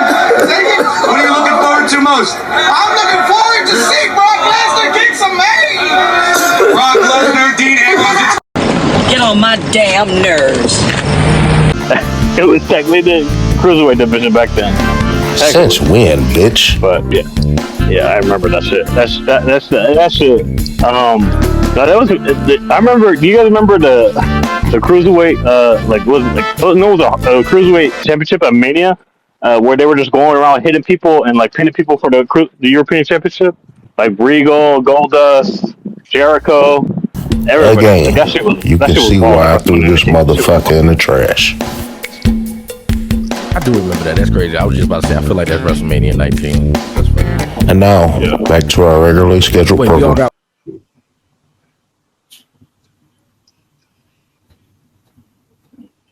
Oh, that was nice. Now, that was nice. Joe Hendry did some shit that I can't even describe right now. Just know that it was nice. And back in the day, it would have been a finisher. We're going to get ready to wrap it at the AEW. I'm assuming the AEW is... I'm assuming that this is the main event, and I'm assuming the AEW is going to end. That's going to end up being a long-ass match, too. Mike, how's this match going so far? The match hasn't started yet. Wow. They're still doing entrances. And to he be still got honest with you, Ospreay and Hangman after this. To be honest with you, we don't have to finish Ospreay and match because they white and honestly, do y'all give a fuck about them? Will Ospreay is he's not in the top 10 worst wrestlers. He's in the top 20 though. Actually, we may have to. Honor, you could get ready to get the notes together and we could start running through these notes because it's a lot of stuff that we do have to get through real quick. Let me address the Pecker Tom Ron situation again. You know, Pecker Tom Ron, that was the final address to Pecker Tom Ron. It generally was. You know, Pecker Tom Ron has created multiple pages upon pages upon pages trying to reach Rasslin with Racism. And you got Rasslin with Racism attention today. So, with that being said, y'all go check out the latest video that I posted. I had to redo it, and I may have to redo it one more time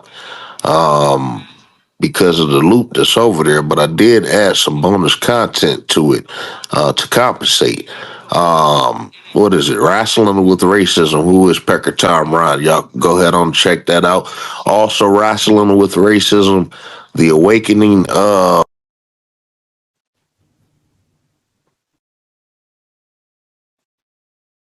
wrestling. And this is when I had to go ahead on and take some little niggas shit. But it's so much information that popped out of that. And it does give you a general overall view of why we wrestle with racism. I do want to let everybody know that I may break this up into two parts, but we will be back with a new edition of Wrestling with Racism on Saturday. We are back in our normal time slot now. We just getting off a hiatus. We had to get the throwbacks out the way. We got all the throwbacks out the way, which you can all go check it to the playlist. Everything throughout the history of wrestling with racism. But we had to take some time just to refresh. And we are back, and we will be back consistently with shows for you either Saturday or Sunday. Rasslin with Racism is also hiring for an editor, an American Negro. You must be an American Negro and have experience. You must be an American Negro in tune with professional wrestling and racial issues. You may DM me at non-crackers at al with your resume. Wrestling with Racism is also seeking an associate producer. Pretty much someone that can relay information with us throughout the program. A lot of us can't multitask once we're doing what we're doing. We need some fucking help. So just do that. I'll get everything else together. But we do want to thank each and every single person for tuning in to Wrestling with Racism, keeping our views going while we were on hiatus. Like I said, we are back. We are going to do several themes while we are back, and I am going to keep you all updated as the weeks go by. Owner, can I get an American Negro update on SmackDown? B-Fab won a tag match with Meechin against Secret Harvest. Bianca had a vignette announcing her return for next week. Miz and Mello. Miz is really adamant that he's putting Mello on. That he's really responsible for what little success we've seen Mello get these past. Okay, so are they teasing a breakup or something, or what the fuck is that about? But they're planting seeds of Miz turning on Mello on some "I made you" type shit. My thing is why they bringing that up so soon, and I think that they are leading towards a breakup because you know what? You know what? Let me stop. What are they doing with Mello? They play Let the Bodies Hit the Floor. Like, why is Miz so invested in Mello? Hold it. Trick hit that knee, and then Joe Hendry kicked out. But go ahead. What is it about Mello that Miz is so attracted? What does he see in this guy that makes it worth his time to I'm not gonna give you the real answer. Why would you ask that? You tried to set me up. You don't ask that. Don't scare these white folk. Not even supposed to be listening right now. By the way, white folk, I do want to say, I meant to say this in the beginning of the program, because I'm starting to notice, certain white folk commenting, you people are not welcome on the Rasslin with Racism. I was going to open the program up to white folk and make it more white friendly, but no. So if you are subscribed to Rasslin with Racism and you are white, take your subscription away. You are not needed, nor is your viewership, nor is your comments. This program is not for you people at all, and we're not saying anything to plot to kill you people or this, that, and the other. None of the other different shit. The program is just not for you. Trick Williams is the TNA champion right now, so I guess AEW. I'm sorry, I guess WWE isn't as racist as they were yesterday. And Powerhouse Hobbs is bleeding. He's the first to bleed. Oh, you're bleeding already. Well, Negroes. All right, folks. That's normally what John Moxley would do. He'd be the first to bleed, but Hobbs is bleeding first, I guess. All right, well, Floyd, look, we appreciate you coming through. We usually, like I said, we going back to our regular format now, so we generally tape on Thursdays on Clubhouse. I'll send you the link, but you can come through anytime. All right, no doubt. All right, take it easy. I want to go back to SmackDown real quick. Yeah, one more match. The Profits infraction went to a no contest. The finish was overbooked. Had about 100 run-ins to end the match. I think that was the main event. Yeah. So that All was right. Well, before we get to the main event, let's slow down real quick. Let's go back real quick. Now, what was the first thing that we was talking about? Because I feel like I didn't get to a certain point. Mello and the Miz.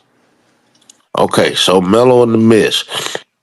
You know that they go on with that good old slave, Curious George, of Mice and Men. I keep thinking of that type of shit, and yeah, so that was the main event. Trick Williams is the TNA champion. So at least they didn't go that direction. But like I said, I do believe this is getting ready for Joe Hendry to get a NXT title match. Unfortunately, when it could have been Trick Williams, but whatever. We got to reach even lower to find some success for an American Negro. We got to reach even lower. That's fucked up. But we got to look at this as a victory for Trick Williams. Congratulations.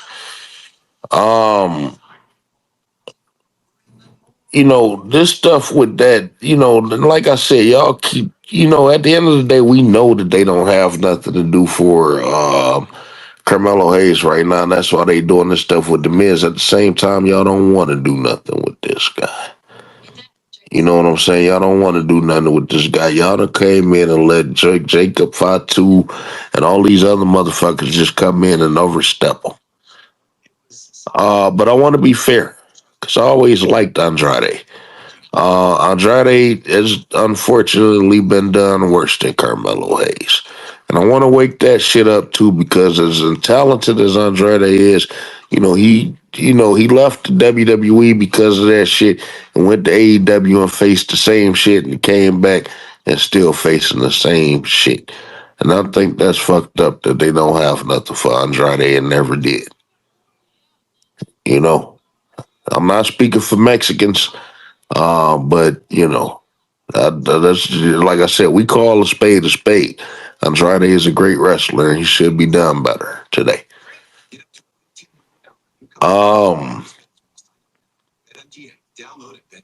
What did Naomi do? I want to figure out what's going on with Naomi. What the hell going on? Yeah, you got. Let's see, Hobbs bleeding. They have let the bodies hit the floor playing throughout the arena as a tribute to like ECW. So is the song still going on? It's going on through the entire match? Yes. Okay. Well, they started off playing. Now the song. There was a song that they played before. I don't know why I'm having trouble remembering the name of the song. It's like, I'm so excited. Like they started off playing that, and then they switched to ECW because Kenny Omega's like, nah, man, this doesn't fit the mood of the match. Let's play something early 2000s, and they played Let the Bodies Hit the Flow. All right, I have to see it to see the outcome of that. But I was actually asking for the progression of Naomi, who it seems. I'll do another episode on that. Let me see where they go right quick. Where are they at in the match now, Mike? Okay, so Willow and Marina Shafir are actually out of the arena, and Willow just threw Marina into the truck. She's deep digging into the trash can, throwing something at Marina, throwing some shit from the trash can at Marina Shafir. She got a bottle. I was wondering how they were going to integrate these women. Oh, and she just cracked Marina with that bottle. I was wondering how they were going to integrate these women into this match. With it being so many men, they are the only two women in this match, right? Yep. Now, obviously, Wheeler Yuter is going to be the one to take a burner of Willow Nightingale ass whoopings, right? Right now, he's taking an ass whooping from Shibata. None of that shit even sound right. Willie Ruder and Shibata. Yeah, after this match, because them the only American Negroes, after this match, we could get ready to go on to the notes. And we don't necessarily have to finish Will Ospreay, but after the notes, we could go ahead on and get ready to wrap it. That shows you how much we give a shit about white folk. Owner, you there? Yeah. Okay, what's going on with Naomi? What does she do? Naomi was not on SmackDown. Oh, not at all. She was okay. Wow. Jade was inexplicably absent as well. You sure about that? Hey. Jade, no, Jade wasn't on SmackDown. Fraxium. Okay, before we get to that, Bianca is due to come back next week. I'm pretty sure she's doing a promo. This point, yeah, and we need to get ready to discuss this. Obviously, the WWE sabotaged Naomi. They knew that Jade was going to fail. However, they're getting ready to progress Jade. I've been hearing, rumors that they're going toward Jade versus Charlotte Evolution. Don't make sense at all. You know what I'm saying? Why do y'all think they are avoiding Charlotte versus Bianca? Because Bianca is going to outclass Charlotte by every metric. And Charlotte doesn't want to do the job.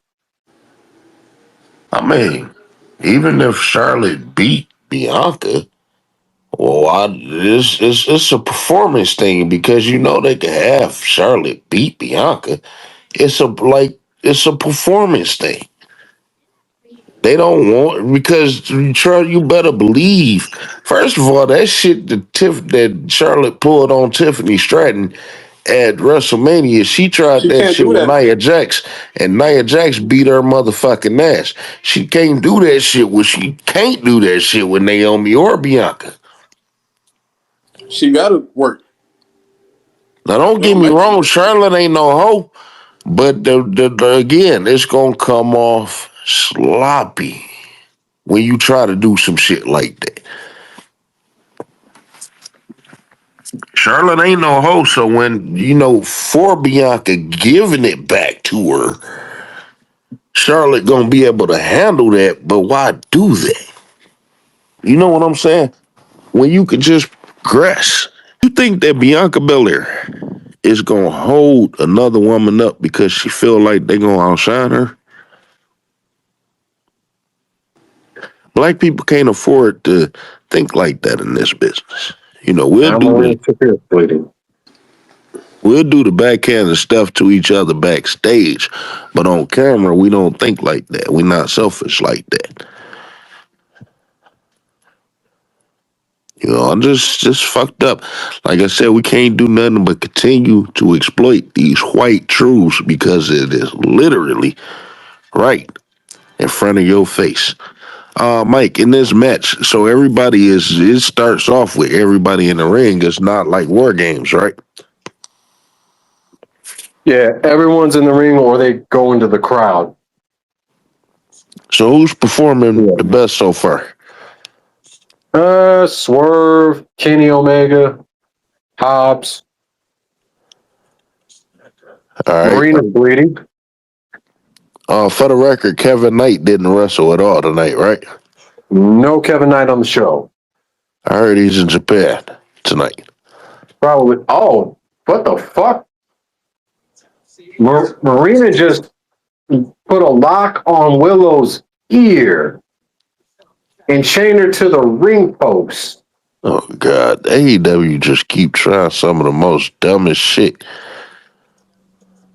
I like Willow. Willow is getting, she was never bad, but Willow is progressing every month. I like her big ass. And that Ozempic is working well for her. She's one of the big fat people that took the opportunity to lose weight. You know, Bray Wyatt didn't, and he's dead. Owner, before we get to the notes, let's go back to that Fraxium thing. That was in the main event, right? I think that's what closed the show. The Wyatt Six ended up coming out after DIY in Motor City. So they're continuing with that still. Why do you believe they're continuing with that? And two, why do you believe that they have been featuring the Street Profits in the main event lately? Well, they've been putting the Street Profits in the main event because leaving them off Mania was such a big deal. Like that got a lot of These attention. are the compensation. This is the way that they feel like they could compensate us by putting the Street Profits in the main event. Yet we just had Saturday night's main event, no Street Profits. We just had Backlash, no Street Profits. Like, I mean, how is this compensation? Yeah, everybody missed them at WrestleMania. Then they had that TLC match, and they saw how well they performed. So I said, throw them on the next couple main events. So, having them lose the other week was kind of a head scratcher to me. But So I found out, I know people was, white folk take any piece of news and just, but the Wyatt Six was moved to SmackDown because of this carefully crafted date. Owner, why did I just say that?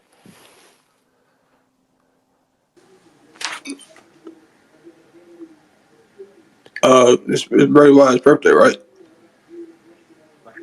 Yep. That could have went so smooth. And they had them come out there and attack the Street Profits and them, right? For Bray Wyatt's birthday. For Bray Wyatt's birthday, they came out and disrupted black men working. Yep, in the main event. It's not gonna lead nowhere because they're not challenging for the tag team titles and none of that shit. So, this is just, again, Triple H playing in your face and utilizing black people. This is the only way that he feels like he can utilize black people. I want to go towards the end of the Street Profits title reign. This is their second title reign, believe it or not, in 5 years. What do you do with the Street Profits after they lose the tag team titles? So let's get to it. What's about to happen? Triple H is about to break them up. Is this the end of Angelo Dawkins? Probably. Yeah, I mean.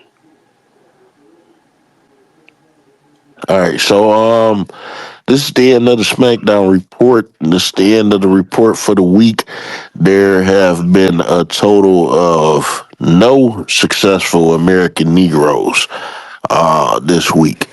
We're about to find that. Well, Trick Williams just won the TNA title, but we're about to find out about how Powerhouse Hobbs and Swerve is doing before we get ready to conclude. So we're going to get ready to end on some notes real quick. Owner, do you have any notes for me? Now white folks is pissing in the ring. Oh, what the fuck was that? White folk just bring so much filth to the world. I mean, Joey Ryan was one thing, the dick plexus and all that shit. Fucking inflatable dicks. Well, he died. The dildos, like they was pushing it then, but this motherfucker just come out, pull his dick. I didn't see him whip nothing out. It looked like a gag. It looked like a gag, but I mean. What you pausing about? You didn't see this? And white folk just bring filth all to this. And I just wanted to point that out because, if Negroes, sag or something, white folk just all types of nigger, this, that, and the other. But white folk scratch their ass, dig up their nose, pull out the pinks, and start pissing on people literally in the ring. Or white folk do all types of trifling shit, and they'll never be condemned for anything for a length of time. What's the next note? Back-to-back spine busters. White people gonna stop wearing sunblock. You know what? That was a thread. Let me give me another note. We're gonna go back through that when we got time. When we got time to laugh, we're gonna go back through that. But if you go through that, did you go through and read that thread? They talking about fucking seed oils and shit. Man, that was comedy relief. Let's get some serious shit real quick. Rear naked choke, sleeper hold, bulldog choke. Oh, we can get ready. Oh, shit, we can't cut it to this motherfucker now. What's going on in the match? You got Nick Jackson trying to staple Powerhouse Hobbs, but it's not affecting Hobbs at all. Kind of like how when Swerve was getting stapled by Hangman in their matches, Swerve would no sell it. And Swerve just stapled Nick. And now Swerve just stapled John Moxley in the throat. And he's stapling Wheeler Useless in the chest. He's trying to staple Claudio. Claudio's fighting it off. You know, my thing about these staples, stuff like staples and stuff. He just stapled Claudio right on top of the head. My thing about staples and stuff is how does staples help you win a match? I have no clue. Certain things I wonder. And I wanted to talk about this. Oh, what the hell? Did he just staple him in the nuts? I wanted to talk about this. I wanted to talk. He did. Okay, Mike, we got to cool it on the commentary now. A lot of matches. You know, John Cena been having a lot of matches lately inside the ring. Very few times do we go outside the ring. You know, a lot of these big time matches, the main events, they got to have barricades busting and tables and announce tables and, you know, the little this, that, and the other and stuff. Does AEW, Mike, have matches inside the ring? That's mass majority inside the ring today. Without people having to fly out there or, you know, do all the extra shit. Without busting tables and shit? Yeah, or flying over, flying out every damn match and shit. MJF is one of the ones that could pull that off, that has pulled that off, right? Yeah, him, Okada. Okada has those matches, Hobbs. All of the older talent, all the experienced veterans, right? Not all the experience. Some of the younger talent can do it. And they just super kicked Rick Knox. Okay, under this Andreas Hale post, he asked what was the point of the Gunther McAfee match. In conjunction with no other American Negroes wrestling on the entire program, you say white supremacy was the main factor. And I remember that. Can you put that in the jumbotron for me? Because, like I said, I'm not on my normal profile, so I can't exit out and get this stuff. But I remember that thread specifically last week. Can you put that in the jumbotron for me? It's specific parts out that thread that I want. And I was racially attacked by white folk because of that. Like I said, an American Negro can't question anything. It is a system of white supremacy via anti-blackness, because why do you have an announcer in a match that no one asked for? No one asked for Gunther and Pat McAfee. I think we could have did without that match. Yet we have no American Negroes wrestling at Backlash. Like, that was literally ridiculous that no Negroes could wrestle at Backlash. Why is Naomi your strongest heel? And mind you, they've been having every week Naomi running from Jade Cargill, running from her, and then catching ass whoopings because she get caught every time. You're not doing nothing to elevate Naomi. You know what I'm saying? Okay. Despite what she gave you. Did it post? No, I don't see it. Here it go right here. White supremacy is a He said, "What's up with the what's the point in Gunther McAfee?" I said, in conjunction with not a single American Negro wrestling on the entire program, I'm going to have to say white supremacy. Because, like I said, we not about to continue to sit up here and play with people no more. The question is asked, and the question is going to continue to be asked. If it isn't racism, then what's the problem? If it isn't racism, what's the problem? Why? I mean, honestly, at this point, why aren't American Negroes wrestling on these PLEs? Is Naomi, who has been doing her best heel work, is it not good enough for white folk? And mind you, she coming off of a storyline that don't really truly hold no merit. They created merit. So I had somebody respond, nobody looks for this except you race pimp weirdos. Pick another personality trait. I said, we're not looking for American Negro to be featured on PLEs. It's not happening. Literally right in front of our eyes. We not looking for this stuff to happen. I would prefer for to not wrestle with racism.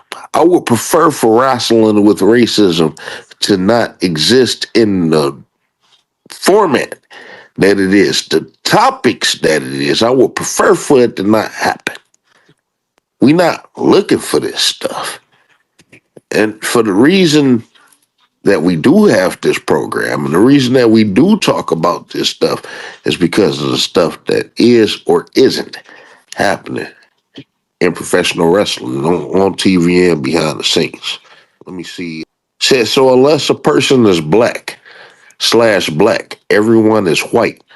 You got some irrational logic. Did you know that pushing for only a singular skin color race push is the actual definition of racism and the superiority mentality? Chew on that.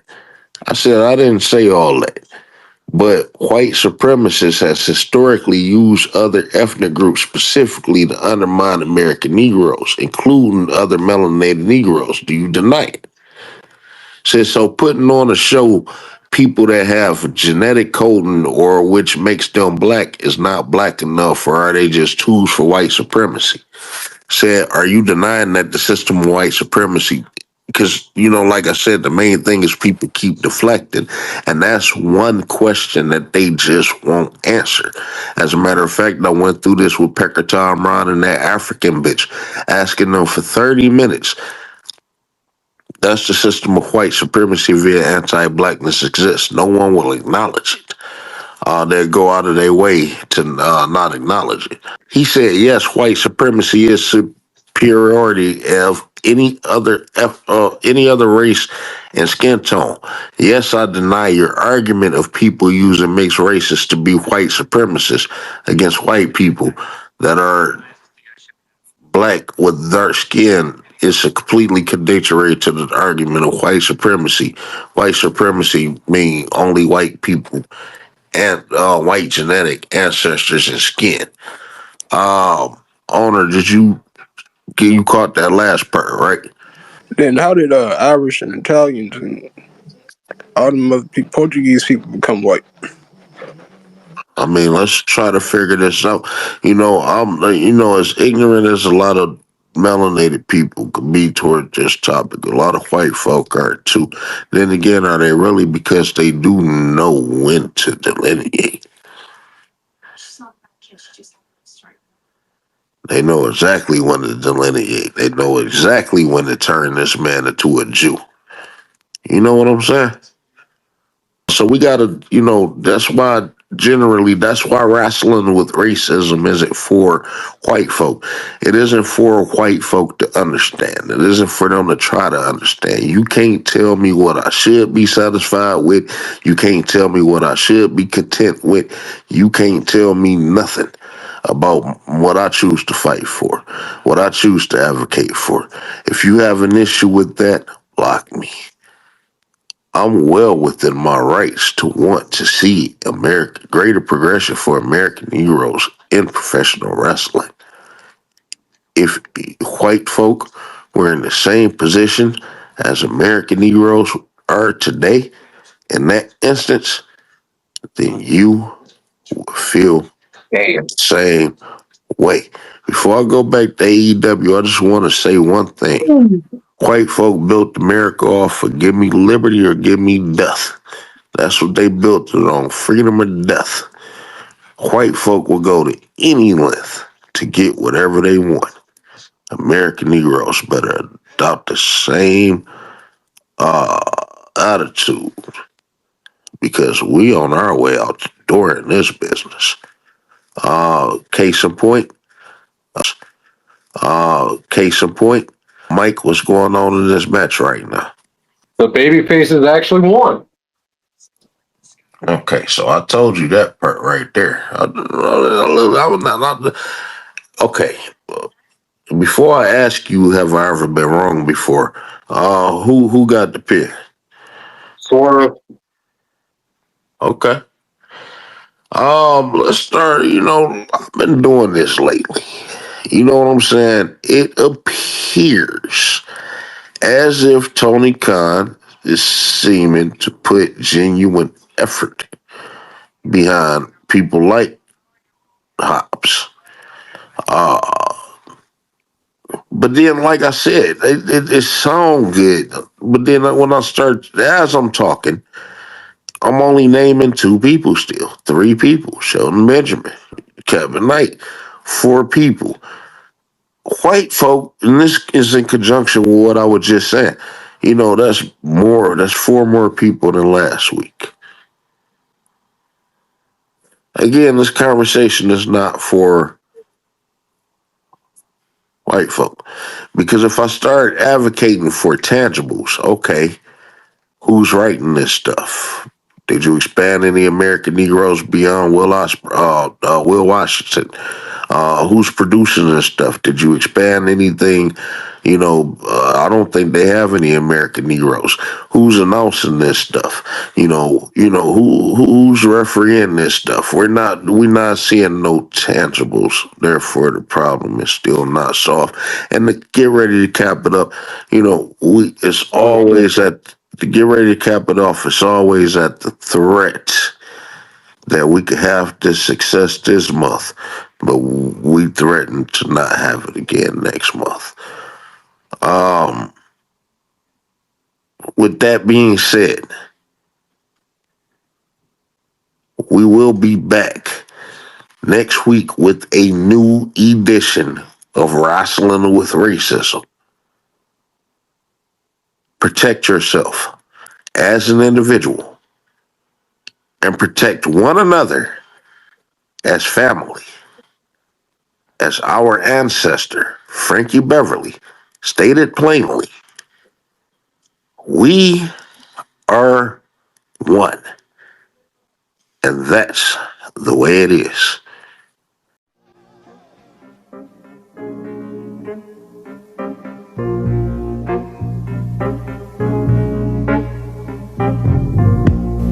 We here at Rasslin with Racism hope that each and every single American Negro enjoyed this edition of Rasslin with Racism. As we can assure you that Rasslin with Racism is not the easiest thing in the world to do. We here at Rasslin with Racism aim to exploit white truths.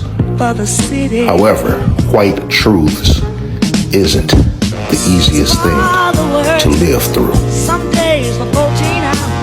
As we continue to wrestle with racism, we are in the second half of our second season, and Rasslin with Racism is hiring for key positions.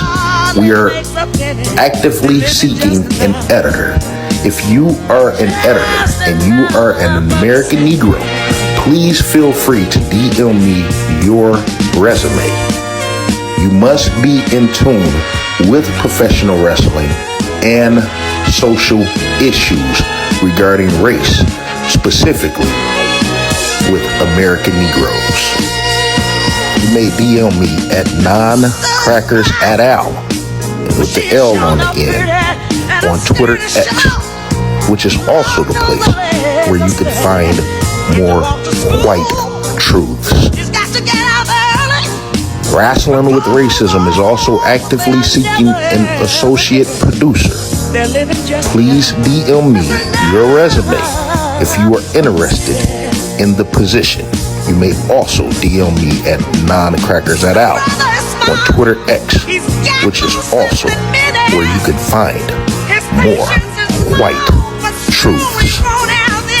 To American Negroes, we encourage you all to voice your opinion on the state of professional wrestling and American Negroes' participation in professional wrestling on camera and behind the scenes, also in executive roles. If you would like to join HBK 400, Deportation 2025, the owner of a stolen gun, and our trusted, valued correspondents, Foundational Bearded American, and Duke CT from the Duke CT Lounge, feel free to DM me at non-crackers@out on Twitter X, which is also the place where you can find more white truths. It is important for our voices to become collective as we are truly facing erasure. American Negroes, take care of yourself as an individual and protect one another as family. As our ancestor, Frankie Beverly, stated plainly, we are one. And that's the way it is. We here at Rasslin with Racism would like to thank each and every single American Negro for tuning in to this program. If you are not subscribed to Rasslin with Racism, check out the other content. And if it hits you to the core, subscribe and share with every single American Negro that you know, whether they are wrestling fans or not. Be sure to also tune in to Rasslin with Racism on YouTube, TikTok, Facebook, Instagram, Fanbase, Spotify, and at non-crackers@out on Twitter X, where you can find more white truths. This is also very important as we continue to wrestle with racism. American Negroes and American Negroes only, feel free to leave your comments below. Rasslin with Racism will return next week with a new edition of Rasslin with Racism. In the meantime, take care of yourselves as an individual, one another as family, as our dearly beloved ancestor Frankie Beverly stated plainly.